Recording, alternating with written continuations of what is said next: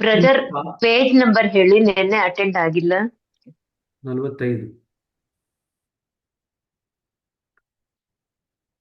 ನಿಮ್ಮ ಕಾರ್ಯಮಗ್ನ ಜೀವನವು ಆಗ ನಿಮ್ಮ ಮಾರ್ಗದಲ್ಲಿ ಅಡ್ಡಿಯಾಗಲಾರದು. ಆದ್ರೆ ನಾವು ಕೆಲಸ ಮಾಡ್ಕೊಂಡಿದ್ರು ಕೂಡ ನಾವು ಆಧ್ಯಾತ್ಮಿಕವಾಗಿ ಪ್ರಗತಿಯನ್ನು ಮಾಡ್ಕೋಬಹುದು. ಸತ್ಯವಸ್ತುವನ್ನು ಪಡೆಯಲು ತಾವು ತೀರಾ ಅಸಮರ್ಥರು, ದುರ್ಬಲರು ಎಂದು ತಿಳಿದುಕೊಂಡು ಜನರು ಸಾಧಾರಣವಾಗಿ ಸಂದೇಹದಿಂದಲೇ ದೇವರ ಕಡೆಗೆ ಹೋಗುವರು. ಸೊ ನಮ್ಮಲ್ಲಿ ನಮಗೆ ವಿಶ್ವಾಸ ಇರಬೇಕು ಅಂತ ಬಾಬೂಜಿಯವರು ಹೇಳ್ತಿದ್ದಾರೆ. ನಾವು ಸಂದೇಹದಿಂದ ದೇವರ ಕಡೆಗೆ ಹೋಗಬಾರ್ದು, ವಿಶ್ವಾಸದಿಂದ ಹೋಗಬೇಕು. ಪ್ರಥಮ ಸೋಪಾನದಲ್ಲಿಯೇ ಕೈಗೊಳ್ಳಲಾದ ದೃಢ ಸಂಕಲ್ಪವನ್ನು ಕೊನೆಯವರೆಗೂ ಇರಿಸಿಕೊಂಡರೆ ಪೂರ್ಣ ಯಶಸ್ಸು ದೊರೆಯದಿರದು. ಸೊ ಪೂರ್ಣ ಯಶಸ್ಸು ಬೇಕಾದ್ರೆ ಏನ್ ಬೇಕಾಗಿದೆ ಅಂತಂದ್ರೆ ದೃಢ ಸಂಕಲ್ಪ. ಅಂಡರ್ಲೈನ್ ಮಾಡ್ಕೊಳ್ರಿ. ಮನುಷ್ಯನು ದೃಢವಾದ ಮನಸ್ಸಿನಿಂದ ಈ ಕ್ಷೇತ್ರದಲ್ಲಿ ಕಾಲಿಟ್ಟರೆ ಅರ್ಧ ದಾರಿಯನ್ನು ನಡೆದಂತೆಯೇ. ದೃಢವಾದ ಮನಸ್ಸಿನಿಂದ ಈ ದಾರಿಯಲ್ಲಿ ಕಾಲಿಟ್ಟರೆ ಅರ್ಧ ದಾರಿಯನ್ನು ಕ್ರಮಿಸಿದಂತೆಯೇ. ಕ್ಲೇಶ ಖಿನ್ನತೆಗಳು ಯಾವಕ್ಕೂ ತೊರೊಳಗೆ ಕರಗಿ ಹೋಗಿ ಯಶಸ್ಸಿನ ಮಾರ್ಗವು ಸುಗಮವಾಗುವುದು. ಎವೆ ಇಕ್ಕುವುದು ಅಂತಂದ್ರೆ ಅಡ್ಡಿ ಆಗೋದು. ಕ್ಲೇಶ ಮತ್ತು ಖಿನ್ನತೆಗಳು ಅಡ್ಡಿ ಆಗ್ಲಿಕ್ಕೆ ಮುಂಚೆನೆ ನಾವು ಯಶಸ್ಸಿನ ಮಾರ್ಗವು ಸುಗಮವಾಗುವುದು, ಅದೆಲ್ಲ ಕರಗಿ ಹೋಗುತ್ತೆ.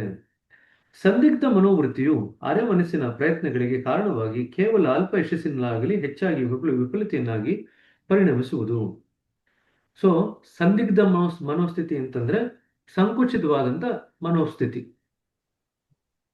ಎಲ್ಲವನ್ನೂ ಸಂಕುಚಿತ ದೃಷ್ಟಿಯಿಂದ ನೋಡ್ತಕ್ಕಂಥದ್ದು. ಆ ದೃಷ್ಟಿಯಲ್ಲಿ ನೋಡಿದಾಗ ನಮಗೆ ಯಶಸ್ಸು ಸಿಗಲ್ಲ, ವಿಫಲವಾಗ್ತೀವಿ. ನಮ್ಮ ದೃಢ ಸಂಕಲ್ಪವು ಕಾರ್ಯ ಸಾಧನೆಗಾಗಿ ಅಜ್ಞಾತ ಮೂಲಗಳಿಂದ ತಾನಾಗಿಯೇ ಶಕ್ತಿಯನ್ನು ಪಡೆದುಕೊಳ್ಳಲು ಶಕ್ಯಗೊಳಿಸುವುದು. ಅಂಡರ್ಲೈನ್ ಮಾಡ್ಕೊಳ್ರಿ. ಹಾಗಾದ್ರೆ ದೃಢ ಸಂಕಲ್ಪ ನಮ್ಗೆ ಯಾಕೆ ನಮ್ಮ ಗುರಿಯನ್ನು ಮುಟ್ಟಿಸ್ಲಿಕ್ಕೆ ಸಹಾಯ ಮಾಡುತ್ತೆ ಅಂತದ್ದು, ಅದು ಅಜ್ಞಾತವಾದಂತ ಕಡೆಗಳಿಂದ, ಅಜ್ಞಾತ ಮೂಲಗಳಿಂದ ಶಕ್ತಿಯನ್ನು ಸೆಳೆಸ್ಕೊಳ್ಳಿಕ್ಕೆ ನಮಗೆ ಶಕ್ಯ ಮಾಡುತ್ತೆ, ಸಾಮರ್ಥ್ಯವನ್ನು ಕೊಡುತ್ತೆ. ವಸ್ತುವನ್ನು ಪಡೆಯಲು ಅನುದಿನವೂ ಅಧಿಕವಾಗುವ ತಳಮಳವಾಗಲಿ ಆತುರದಿಂದ ಕೂಡಿದ ಸ್ಥಿರ ಸಂಕಲ್ಪವಾಗಲಿ ನಮ್ಮ ಪ್ರಯತ್ನಗಳ ಬಲವನ್ನು ಹೆಚ್ಚಿಸುವುದರಿಂದ ನಮಗೆ ಅದೇ ಸತ್ಯವಸ್ತುವಿನ ಸತತವಾದ ಸಂಬಂಧ ಉಳಿದು ನಮ್ಮ ಆಧ್ಯಾತ್ಮಿಕ ಸುಸ್ಥಿತಿ ಪ್ರಗತಿಗಳಿಗೆ ಸಹಾಯವಾಗುವ ಪ್ರತಿಯೊಂದು ಸೂಚನೆಯನ್ನು ನಾವು ಗ್ರಹಿಸುತ್ತಾ ಹೋಗುತ್ತೇವೆ. ಇದು ಅಂಡರ್ಲೈನ್ ಮಾಡ್ಕೊಳ್ರಿ. ವಸ್ತುವನ್ನು ಪಡೆಯಲು ಅನುದಿನವೂ ಅಧಿಕವಾಗುವ ತಳಮಳ, ಆತುರದಿಂದ ಕೂಡಿದ ದೃಢ ಸಂಕಲ್ಪ. ಕೇವಲ ದೃಢ ಸಂಕಲ್ಪ ಅಲ್ಲ, ಆತುರದಿಂದ ಕೂಡಿದ ದೃಢ ಸಂಕಲ್ಪ. ನಮ್ಮ ಪ್ರಯತ್ನಗಳ ಬಲವನ್ನು ಹೆಚ್ಚಿಸುವುದರಿಂದ ನಮಗೆ ಅದೇ ಸತ್ಯ ವಸ್ತುವಿನ ಸತತ ಸಂಬಂಧವು ಉಳಿದು ನಮ್ಮ ಆಧ್ಯಾತ್ಮಿಕ ಸುಸ್ಥಿತಿ ಪ್ರಗತಿಗಳಿಗೆ ಸಹಾಯವಾಗುವ ಪ್ರತಿಯೊಂದು ಸೂಚನೆಯನ್ನು ನಾವು ಗ್ರಹಿಸುತ್ತಾ ಹೋಗುತ್ತೇವೆ. ಹಾಗಾದ್ರೆ ಇಲ್ಲಿ ಏನ್ ಇಂಡಿಕೇಶನ್ ಕೊಡ್ತಿದ್ದಾರೆ ಅಂತಂದ್ರೆ, ನೀವು ಸೆನ್ಸಿಟಿವಿಟಿ ಬೆಳೆಸ್ಕೋಬೇಕಂತಂದ್ರೆ ಹೇಗಿರ್ಬೇಕು? ಸೆನ್ಸಿಟಿವಿಟಿ ಬೆಳೆಸ್ಕೋಬೇಕಂತಂದ್ರೆ ನಮಗೆ ಆತುರತೆಯಿಂದ ಕೂಡಿದ ಸ್ಥಿರ ಸಂಕಲ್ಪ ಇರಬೇಕು. ಸತ್ಯ ವಸ್ತುವನ್ನು ಪಡ್ಕೋಬೇಕು ಅಂತ ಅನುದಿನವೂ ಅಧಿಕವಾಗುವ ತಳಮಳ ಇರಬೇಕು. ಇದೆರಡೂ ಇದ್ದಾಗ ನಮಗೆ ಸೆನ್ಸಿಟಿವಿಟಿ ಬರುತ್ತೆ, ಸೂಕ್ಷ್ಮತೆ ಬೆಳೆಯುತ್ತೆ, ಸಂವೇದನಾಶೀಲತೆ ಬೆಳೆಯುತ್ತೆ.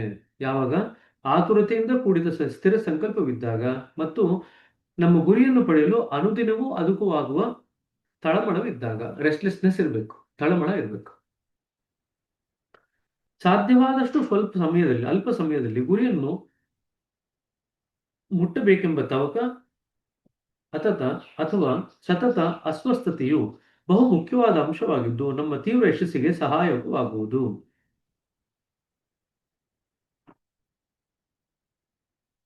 ತವಕ ಅಂತ ಕರಿತೀವಿ, ಅದನ್ನ ಬಾಬೂಜಿಯವರು ತಡಪ್ ಅಂತ ಬರೀತಾರೆ. ಉರ್ದುನಲ್ಲಿ ತಡಪ್ ಅಂತ ಬರೀತಾರೆ. ತಡಪ್ ಇರಬೇಕು. ತಡಪ್ ಅಂತಂದ್ರೆ ತವಕ ಇರಬೇಕು. ಅಥವಾ ಸತತ ಅಸ್ವಸ್ಥತೆ, ಅದಿಲ್ದಿರ ನಾನು ಆರೋಗ್ಯವಾಗಿರ್ಲಿಕ್ಕೆ ಸಾಧ್ಯವಿಲ್ಲ, ನಾನು ಶಾಂತಿಯುತವಾಗಿರ್ಲಿಕ್ಕೆ ಸಾಧ್ಯವಿಲ್ಲ ಅನ್ನೋ ಮನೋಭಾವ ಇರಬೇಕು. ಆವಾಗ ನಮಗೆ ಬಹುಬೇಗ ತೀವ್ರ ಯಶಸ್ಸಿಗೆ ಕಾರಣವಾಗುತ್ತೆ. ಶಾಶ್ವತವಾದಂಥ ಶಾಂತಿ ಸಮಾಧಾನಗಳನ್ನು ಕೊಡುವ ಸತ್ಯ ವಸ್ತುವನ್ನು ಪಡೆಯುವವರೆಗೂ ನಾವು ವಿಶ್ರಮಿಸಬಾರದು. ಒಂದು ವಸ್ತುವಿನ ತೀವ್ರ ಬಯಕೆಯು ಸಹಜವಾಗಿಯೇ ಅದರ ಬಗ್ಗೆ ಆಸಕ್ತಿಯನ್ನು ಉಂಟು ಮಾಡುವುದು ಮತ್ತು ಇಷ್ಟ ಪದಾರ್ಥವನ್ನು ಪಡೆಯುವವರೆಗೂ ನಮಗೆ ಶಾಂತಿಯು ದೊರೆಯುವುದಿಲ್ಲ. ಹಾಗಾದ್ರೆ ನಮಗೆ ಇಷ್ಟ ಆಗಿದೆ ಅಂತ ಹೇಗೆ ಗೊತ್ತಾಗುತ್ತೆ? ನಮಗೆ ವಸ್ತು ಇಷ್ಟ ಆಗಿದೆ ಅಂತ ಹೇಗೆ ಗೊತ್ತಾಗುತ್ತೆ ಅಂತಂದ್ರೆ, ಅದನ್ನ ಪಡೆಯೋವರೆಗೂ ಕೂಡ ನಮಗೆ ಶಾಂತಿ ಇಲ್ಲ. ಅಷ್ಟರ ಮಟ್ಟಿಗೆ ಹೃದಯದಲ್ಲಿ ತವಕ ಬರ್ಲಿಕ್ಕೆ ಶುರು ಆಗುತ್ತೆ. ಎಲ್ಲಿವರೆಗೆ ನಮಗೆ ಆ ಒಂದು ನಶೆ ಹತ್ತಲ್ವೋ, ನಮ್ಗೆ ಆ ಸತ್ಯ ವಸ್ತು ಬೇಕು ಅನ್ನೋ ನಶೆ ಹತ್ತಲ್ವೋ, ಆ ತವಕ ಹಚ್ಚಲ್ವೋ, ನಾವು ಗುರಿಯನ್ನು ಮುಟ್ಟೋದು ಬಹಳ ಕಷ್ಟವಾಗುತ್ತೆ. ಆ ಒಂದು ಸತ್ಯ ವಸ್ತು ನಮಗೆ ಬೇಕೇ ಬೇಕು ಅನ್ನೋ ಒಂದು ತವಕ ನಮ್ಮ ಹೃದಯದಲ್ಲಿ ಹತ್ತಿದಾಗ ಯಾವಾಗಲೂ ನಿರಂತರವಾದಂಥ ತಳಮಳದಿಂದ ಕೂಡಿರ್ತೀವಿ. ಯಾವಾಗಲೂ ನಿರಂತರವಾದಂಥ ತಳಮಳದಿಂದ ಕೂಡಿದ್ರೆ ಶಾಂತಿ ಎಲ್ಲಿರುತ್ತೆ? ಶಾಂತಿ ಇರಲಿಕ್ಕೆ ಸಾಧ್ಯವಿಲ್ಲ. ಆದುದರಿಂದ ಅವು ಬಹು ಬಹಳ ಅಗತ್ಯವಾಗಿದ್ದು ಶಕ್ಯವಿದ್ದ ಸಾಧನಗಳ ಮೂಲಕ ಅದನ್ನು ಬೆಳೆಸಿಕೊಳ್ಳಬೇಕು. ಹೀಗೆ ನಾವು ಚಿರಶಾಂತಿಯನ್ನು ಪಡೆಯಲು ಆರಂಭ ದಿಸೆಯಲ್ಲಿ ಆಂತರಿಕ ಅಶಾಂತಿಯನ್ನು ತವಕವನ್ನು ಬೆಳೆಸಿಕೊಳ್ಳುವೆವು. ಅಂಡ್ಲೈನ್ ಮಾಡಿಕೊಳ್ಳ್ರಿ. ಹೀಗೆ ನಾವು ಚಿರಶಾಂತಿಯನ್ನು ಪಡೆಯಲು ಮೊದಲು ಆರಂಭ ದಶೆಯಲ್ಲಿ ಆಂತರಿಕ ಅಶಾಂತಿಯನ್ನು ತವಕವನ್ನು ಬೆಳೆಸಿಕೊಳ್ಳುವೆವು. ನಾವು ಯಾವುದನ್ನು ತೊಲಗಿಸ ಬಯಸುತ್ತೇವೆಯೋ ಅದನ್ನೇ ಬೆಳೆಸಿಕೊಳ್ಳಲು ಹೇಳಿದರೆ ಅದು ಅಪಾತತಃ ವಿಚಿತ್ರವಾಗಿ ತೋರಬಹುದು. ಆದರೆ ಶೀಘ್ರ ಯಶಸ್ಸನ್ನು ಪಡೆಯಲು ಅದೊಂದೇ ದಾರಿ. ಇಲ್ಲಿ ಏನಪ್ಪಾ ಅಂತಂದ್ರೆ, ಅಶಾಂತಿ ತವಕ ಲೌಕಿಕ ವಸ್ತುಗಳನ್ನ ಪಡಿಲಿಕ್ಕೆ ನಾವು ಅಶಾಂತಿ ಮತ್ತು ತವಕ ಬೆಳೆಸ್ಕೊಂಡ್ರೆ ಅದು ನಮ್ಮನ್ನ ಸಂಸ್ಕಾರದಲ್ಲಿ ಮತ್ತೆ ಸಂಸಾರದಲ್ಲಿ ಕಟ್ಟಾಕತ್ತೆ. ಅದೇ ಸತ್ಯ ವಸ್ತುವನ್ನು ಪಡ್ಕೊಳ್ಳಿಕ್ಕೋಸ್ಕರ ನಾವು ಅಶಾಂತಿ ಮತ್ತು ತವಕನ ಬೆಳೆಸ್ಕೊಳ್ತು ಅಂತಂದ್ರೆ ಅದು ನಮ್ಮನ್ನ ಸಂಸ್ಕಾರದ ಬಂಧನದಿಂದ ಸಂಸಾರದ ಬಂಧನದಿಂದ ಬಿಡುಗಡೆಗೊಳಿಸುತ್ತೆ. ಮೂಲ ಇರ್ತಕ್ಕಂಥದ್ದು ಒಂದೇನೆ. ಆಂತರಿಕವಾಗಿ ನಾವು ಅಶಾಂತಿ ಮತ್ತು ತವಕವನ್ನು ಬೆಳೆಸ್ಕೋಬೇಕು. ಯಾವ ವಿಚಾರವಾಗಿ ಅಶಾಂತಿ ಮತ್ತು ತವಕವನ್ನು ಬೆಳೆಸ್ಕೋಬೇಕು?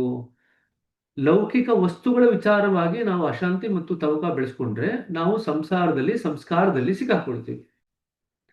ಆಧ್ಯಾತ್ಮಿಕ ವಸ್ತುಗೋಸ್ಕರ ಸತ್ಯ ವಸ್ತುಗೋಸ್ಕರ ನಾವು ಅಶಾಂತಿ ಮತ್ತು ತವಕನ ಬೆಳೆಸ್ಕೊಂಡ್ರೆ ಅದು ನಮ್ಮನ್ನ ಸಂಸಾರ ಮತ್ತು ಸಂಸ್ಕಾರದಿಂದ ಬಿಡುಗಡೆಗೊಳಿಸುತ್ತೆ. ಇಷ್ಟೇ ಮಾಡ್ಬೇಕಾಗಿರೋದು, ಸರಿನಾ?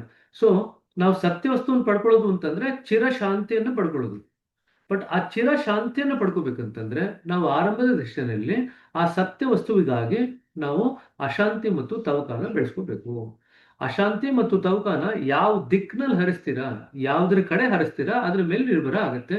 ನೀವು ಸಂಸಾರದಿಂದ ಹೊರಗಡೆ ಬರ್ತೀರಾ ಅಥವಾ ಸಂಸಾರದಲ್ಲಿ ಇನ್ನೂ ಹೆಚ್ಚು ಸಿಕ್ಕಾಕೊಳ್ತೀರಾ ಅಂತ. ಸರಿ, ಎರಡಕ್ಕೂ ಅಶಾಂತಿ ತವಕ ಬೇಕು. ನಾವು ಜಗತ್ತಿನಲ್ಲಿ ಏನೇ ವಸ್ತು ಪಡಿಬೇಕಾದ್ರೂ ಅಶಾಂತಿ ತವಕ ಬೇಕು. ಇಲ್ಲದೆ ನಮ್ಗೆ ಆ ವಸ್ತು ಸಿಗಲ್ಲ ಜಗತ್ತಿನಲ್ಲಿ ಕೂಡ. ಅದೇ ರೀತಿಯಾಗಿ ನಾವು ಆಧ್ಯಾತ್ಮದಲ್ಲೂ ಕೂಡ ಸತ್ಯ ವಸ್ತುವಿಗೆ ನಾವು ಅಶಾಂತಿ ಮತ್ತು ತವಕ ಬೆಳೆಸ್ಕೊಂಡ್ರೆ ಅವಾಗ ಆ ವಸ್ತು ಸಿಗತ್ತೆ. ಸರಿ, ನಾವು ಯಾವುದನ್ನು ನಾವು ಜನ ಏನ್ ಅನ್ಕೊಳ್ತಾರೆ, ನಾವು ಯಾವುದನ್ನು ತೊಲಗ ಬಯಸುತ್ತೇವೆಯೋ ಅದನ್ನೇ ಬೆಳೆಸಿಕೊಳ್ಳಲು ಹೇಳಿದರೆ ವಿಚಿತ್ರವಾಗಿ ತೋರಬಹುದು. ಜನ ಹಂಗೆ ಅನ್ಕೊಳ್ತಾರೆ. ನಾ ಬಂದಿರೋದು ಶಾಂತಿ ಪಡ್ಕೊಳ್ಳಿಕ್ಕೋಸ್ಕರ, ನೀವು ಹೇಳ್ತಿರೋದು ನೋಡಿದ್ರೆ ರೆಸ್ಟ್ಲೆಸ್ನೆಸ್ ಬೆಳೆಸ್ಕೊಳ್ಳಿ ಅಂತ ಹೇಳ್ತಾ ಇದ್ದೀರಾ. ನಾನು ರೆಸ್ಟ್ಲೆಸ್ನೆಸ್ ಬೆಳ್ಕೊಳ್ಳೋದು ಅಂತಂದ್ರೆ ನಾನು ಶಾಂತಿಗೋಸ್ಕರ ನಾ ಧ್ಯಾನಕ್ಕೆ ಯಾಕೆ ಬರಬೇಕು ಅಂತ ಕೇಳ್ತಾರೆ. ಆದ್ರೆ ಅವ್ರಿಗೆ ಇದು ಅರ್ಥ ಆಗಿಲ್ಲ, ಸೂಕ್ಷ್ಮ ಅರ್ಥ ಆಗಿಲ್ಲ. ಸತ್ಯ ವಸ್ತುವಿಗೆ ನಾವು ರೆಸ್ಟ್ಲೆಸ್ನೆಸ್ ಬೆಳೆಸ್ಕೊಂಡ್ರೆ ನಮಗೆ ಚಿರಶಾಂತಿ ಸಿಗತ್ತೆ, ಪರ್ಮನೆಂಟ್ ಪೀಸ್ ಸಿಗತ್ತೆ. ಅರ್ಥ ಆಯ್ತಾ? ಸೊ ಅದು ಸೂಕ್ಷ್ಮ ಇದೆ. ಇಲ್ಲದೆ ಇದ್ರೆ ನಾವು ಎಷ್ಟೋ ಸತಿ ನಮ್ಮ ಮನಸ್ಸಿನಲ್ಲಿ ಅದನ್ನು ಕನ್ಫ್ಯೂಸ್ ಮಾಡ್ಕೊಳ್ತೀವಿ. ಲೌಕಿಕ ವಸ್ತು ಪಡಿಬೇಕಾದ್ರೂ ಕೂಡ ನಮಗೆ ಅಶಾಂತಿ ಮತ್ತು ತವಕ ಬೇಕು. ಅಲೌಕಿಕವಾದಂತ ಸತ್ಯ ವಸ್ತುವನ್ನು ಪಡ್ಕೋಬೇಕಾದ್ರೂ ಕೂಡ ನಮಗೆ ಅಶಾಂತಿ ಮತ್ತು ತವಕ ಬೇಕು. ಎರಡಕ್ಕೂ ಒಂದೇ ಬೇಕಾಗಿರೋದು. ಎರಡಕ್ಕೂ ದಾರಿ ಒಂದೇ. ಅಶಾಂತಿಯನ್ನು ಬೆಳೆಸ್ಕೊಳ್ಳೋದು, ತವಕವನ್ನು ಬೆಳೆಸ್ಕೊಳ್ಳೋದು. ಸರಿ, ಆದರೆ ಶೀಘ್ರ ಯಶಸ್ಸನ್ನು ಪಡೆಯಲು ಅದೊಂದೇ ದಾರಿ. ಯಾವ ದಾರಿ? ಅಶಾಂತಿ ಮತ್ತು ತವಕ ಸತ್ಯ ವಸ್ತುವಿಗಾಗಿ ಬೆಳೆಸ್ಕೊಂಡ್ರೆ ಆಗ ನಿಮಗೆ ಶೀಘ್ರ ಯಶಸ್ಸು ಸಿಗುತ್ತೆ. ಈ ರೀತಿಯಿಂದ ಉಂಟಾದ ಅಶಾಂತಿಯು ತಾತ್ಪೂರ್ಕವಾಗಿದ್ದು ಮನಸ್ಸಿನ ಸಾಮಾನ್ಯ ಅಸ್ವಸ್ಥತೆಗಿಂತ ಬೇರೆ ಗುಣವುಳ್ಳದ್ದಾಗಿರುತ್ತದೆ. ಹಾಗಾದ್ರೆ ಸ್ಪಿರಿಚುವಲ್ ರೆಸ್ಟ್ಲೆಸ್ನೆಸ್ಗೂ ಮೆಟೀರಿಯಲ್ ರೆಸ್ಟ್ಲೆಸ್ನೆಸ್ಗೂ ವ್ಯತ್ಯಾಸ ಏನು? ಲೌಕಿಕವಾದಂಥ ವಿಚಾರದಲ್ಲಿ ಇರತಕ್ಕಂಥ ತವಕ ಅಶಾಂತಿಗೂ ಅಲೌಕಿಕವಾದಂಥ ವಿಚಾರದಲ್ಲಿ ಇರತಕ್ಕಂಥ ಅಶಾಂತಿ ಮತ್ತು ತವಕಕ್ಕೂ ಇರ್ತಕ್ಕಂಥ ವ್ಯತ್ಯಾಸ ಏನು? ಇಲ್ಲಿ ಏನ್ ಬರೀತಾ ಇದೆ ನೋಡ್ರಿ. ಆಧ್ಯಾತ್ಮಿಕ ವಿಚಾರದಲ್ಲಿ ಇರ್ತಕ್ಕಂಥ ಆ ಒಂದು ಅಶಾಂತಿ ಮತ್ತು ತವಕ ಇದೆಯಲ್ಲ, ಅದು ತಾತ್ಪೂರ್ತಿಕವಾದದ್ದು. ತಾತ್ಪೂರ್ತಿಕ ಅಂತಂದ್ರೆ ಅದು ಪರ್ಮನೆಂಟ್ ಆದದ್ದು. ಅದು ಸೂಕ್ಷ್ಮತರವೂ ಆನಂದದಾಯಕವೂ ಆಗಿರುತ್ತದೆ. ಅಲ್ಲಿ ರೆಸ್ಟ್ಲೆಸ್ನೆಸ್ ಇರುತ್ತೆ, ಆದ್ರೆ it is very subtle, it's also very joyful. ಒಂದು ರೀತಿಯಲ್ಲಿ ಖುಷಿ ಕೊಡುತ್ತೆ, ಒಂದು ರೀತಿಯಲ್ಲಿ ತವಕ ಮಾಡುತ್ತೆ. ಒಂಥರ ಮಿಕ್ಸ್ಚರ್, ಸೂಕ್ಷ್ಮವಾಗಿರುತ್ತೆ. ಇಟ್ ಇಸ್ ವೆರಿ ಸಟಲ್, ಆನಂದದಾಯಕ. ಅದು it's also very blissful or joyful. ಅದೇ ಮೆಟೀರಿಯಲ್ ರೆಸ್ಟ್ಲೆಸ್ನೆಸ್ ಅಲ್ಲಿ ನಿಮಗೆ ಜಾಯ್ಫುಲ್ನೆಸ್ ಇರಲ್ಲ, ಅದು ಸ್ಥೂಲವಾಗಿರುತ್ತೆ, ಅದು ತಾತ್ಕಾಲಿಕವಾಗಿರುತ್ತೆ, ಆ ವಸ್ತು ಪಡ್ಕೊಳ್ಳೋವರೆಗೂ ಇರುತ್ತೆ ಅಷ್ಟೇ, ಆಮೇಲೆ ಹೊರಟೋಗುತ್ತೆ. ಯಾಕಂದ್ರೆ ಮೆಟೀರಿಯಲ್ ವಸ್ತುವಿನಲ್ಲಿ ಏನಾಗುತ್ತೆ, ಅವಾಗ ನಾವು ಯಾವ್ದಾದ್ರು ವಿಚಾರವಾಗಿ ತವಕ ಪಡ್ತಿದೀವಿ ಅದು ಬದಲಾವಣೆ ಆಗ್ತಾ ಹೋಗ್ತಿರುತ್ತೆ. ದೈವಿ ಪ್ರವಾಹವು ನಮ್ಮ ಹೃದಯದೊಳಗೆ ಹರಿದು ಬರುವಂತೆ ಅದು ದಾರಿ ಮಾಡಿಕೊಟ್ಟು ದೇವರ ರಾಜ್ಯದ ಕಡೆಗೆ ನಮ್ಮ ಮಾರ್ಗವನ್ನು ಸುಗಮಗೊಳಿಸುವುದು. ಯಾವುದು? Spiritual restlessness.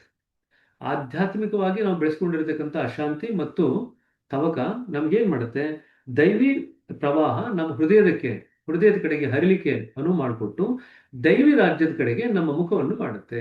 ಇದು ಸ್ಪಿರಿಚುವಲ್ ರೆಸ್ಟ್ಲೆಸ್ನೆಸ್ ಮಾಡತಕ್ಕಂಥದ್ದು.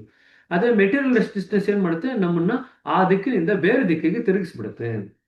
ಒಬ್ಬ ಮನುಷ್ಯನನ್ನು ನೀವು ನೀರೊಳಗೆ ಮುಳುಗಿಸಿದರೆ ನಿಮ್ಮ ಹಿಡಿತದಿಂದ ಪಾರಾಗಲು ಆತನು ಶಕ್ತಿ ಮೀರಿ ಪ್ರಯತ್ನಿಸುವನು. ಏಕೆಂದರೆ ನೀರಿನೊಳಗಿನಿಂದ ಕೂಡಲೇ ಹೊರಬರಬೇಕೆಂಬ ಆತುರತೆಯು ಅವನ ಪ್ರಯತ್ನದ ಬಲವನ್ನು ಹೆಚ್ಚಿಸುವುದು, ಹಾಗೂ ಅವನು ನೀರೊಳಗಿಂದ ಹೊರಗೆ ಬರುವವರೆಗೆ ವಿಶ್ರಮಿಸಲಾರ. ಅದರಂತೆಯೇ ಗುರಿಯನ್ನು ಒಬ್ಬೆಲೆ ಮುಟ್ಟಬೇಕೆಂಬ ಅತಿರೇಕದ ಆತುರವು ಸಾಕ್ಷಾತ್ಕಾರದ ಮಾರ್ಗದಲ್ಲಿ ನಮ್ಮ ನಡೆಯನ್ನು ತೀವ್ರಗೊಳಿಸಿ ಅತ್ಯಲ್ಪ ಸಮಯದಲ್ಲಿ ಯಶಸ್ಸನ್ನು ಸುಲಭವಾಗಿ ನಿಶ್ಚಿತಗೊಳಿಸುವುದು. ಶೀಘ್ರವಾದ ಯಶಸ್ಸಿಗೆ ಅದೇ ಅತಿ ಸುಲಭವೂ ಶಕ್ತವೂ ಆದ ಸಾಧನವಾಗಿದೆ. ಸೊ ಇಲ್ಲಿ ಉದಾಹರಣೆ ಏನ್ ಕೊಡ್ತಾರೆ ಅಂತಂದ್ರೆ, ಯಾರನ್ನೋ ಒಬ್ಬರನ್ನ ತಲೆನ ನೀರಿನಲ್ಲಿ ಮುಳುಗಿಸಿದ್ರೆ ಅವ್ರು ಶತಾಯಗತಾಯ ಹೊರಗಡೆ ಬರಬೇಕು ಅಂತ ಪ್ರಯತ್ನ ಪಡ್ತಾರೆ. ಆ ರೀತಿಯಾದಂತ ತವಕ ನಮ್ಮಲ್ಲಿ ಇರಬೇಕು ಆಧ್ಯಾತ್ಮಿಕ ಯಶಸ್ಸನ್ನು ಗಳಿಸ್ಬೇಕಾದ್ರೆ ಅಂತ. ಇದು ವ್ಯತ್ಯಾಸ ಗೊತ್ತಾಯ್ತಲ್ವಾ? Spiritual restlessness, material restlessness. ಲೌಕಿಕ ವಸ್ತುಗಳ ಕಡೆಗೆ ಇರತಕ್ಕಂಥ ನಮ್ಮ ತವಕ ಮತ್ತು ಅಶಾಂತಿ, ಆಧ್ಯಾತ್ಮಿಕ ಸತ್ಯ ವಸ್ತುಗಳ ಕಡೆ ಇರತಕ್ಕಂಥ ಅಶಾಂತಿ ಮತ್ತು ತವಕ. ಎರಡೂ ಅಶಾಂತಿ ತವಕ ಆದ್ರೂ ಕೂಡ ಆಧ್ಯಾತ್ಮದ ಕಡೆ ಇದ್ದಾಗ ಅದು ಸೂಕ್ಷ್ಮವಾಗಿರುತ್ತೆ, ಆನಂದದಾಯಕವಾಗಿರುತ್ತೆ, ಅದು ಶಾಶ್ವತವಾಗಿರುತ್ತೆ, ಅದು ನಮಗೆ ದೈವಿ ರಾಜ್ಯದ ಕಡೆಗೆ ನಮ್ಮ ಮುಖವನ್ನು ಮಾಡುತ್ತೆ, ದೈವಿ ದಾರಿ ನಮ್ಮ ಹೃದಯಕ್ಕೆ ಹರಿಲಿಕ್ಕೆ ಅನುವು ಮಾಡಿಕೊಡುತ್ತೆ. 5 ಕೆಲಸ ಮಾಡುತ್ತೆ. ಆಧ್ಯಾತ್ಮದ restlessness, spiritual restlessness. Material restlessness ಆಯ್ತು ಅಂತಂದ್ರೆ ಅದೇನ್ ಮಾಡುತ್ತೆ, ಅದು ಸ್ಥೂಲವಾಗಿರುತ್ತೆ, ಅದು ನಮ್ಮನ್ನ ದೈವಿ ರಾಜ್ಯದಿಂದ ಬೇರೆ ದಿಕ್ಕಿನ ಕಡೆಗೆ ನಮ್ಮ ಮುಖವನ್ನು, ನಮ್ಮ ಗಮನವನ್ನು ಎಡಿಸುತ್ತೆ. ದೈವಿ ರಾಜ್ಯದ ಕಡೆಗೆ ಹೋಗಲ್ಲ, ಅದರ ವಿರುದ್ಧ ದಿಕ್ಕಿನಲ್ಲಿ ಹೋಗ್ತೀವಿ. ಅದು ತಾತ್ಕಾಲಿಕವಾಗಿರುತ್ತೆ, ಇಲ್ಲಿ ತಾತ್ಪೂರ್ತಿಕವಾಗಿರುತ್ತೆ, ಅಲ್ಲಿ ತಾತ್ಕಾಲಿಕವಾಗಿರುತ್ತೆ.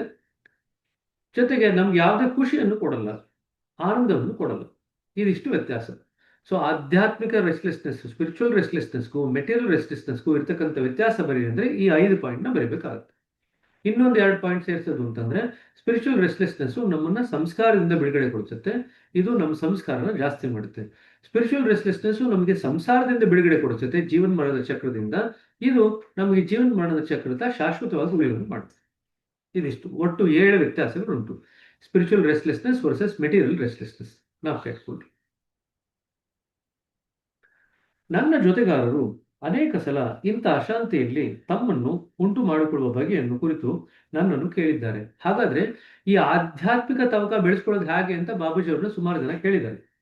ಅವರಿಗೆ ನಾನು ಹೇಳುವುದೇನೆಂದರೆ, ಬೇಕಾದ ವಸ್ತುವಿಗಾಗಿ ಬಲವಾದ ಪ್ರೀತಿಯು ಅವರನ್ನು ತಾನಾಗಿಯೇ ಅದರೆಡೆಗೆ ಒಯ್ಯುವುದು. ಹಾಗಾದ್ರೆ ಹೇಗೆ ಅದನ್ನ ಆ ರೀತಿಯಾದಂಥ ತವಕ ಬೆಳೆಸ್ಕೊಳ್ಳೋದು ಅಂತಂದ್ರೆ, ಆ ಒಂದು ವಸ್ತುವಿನ ಕಡೆಗೆ ನೀವು ಪ್ರೀತಿಯನ್ನು ಬೆಳೆಸ್ಕೋಬೇಕು ಅಂತ ಹೇಳ್ತಾರೆ.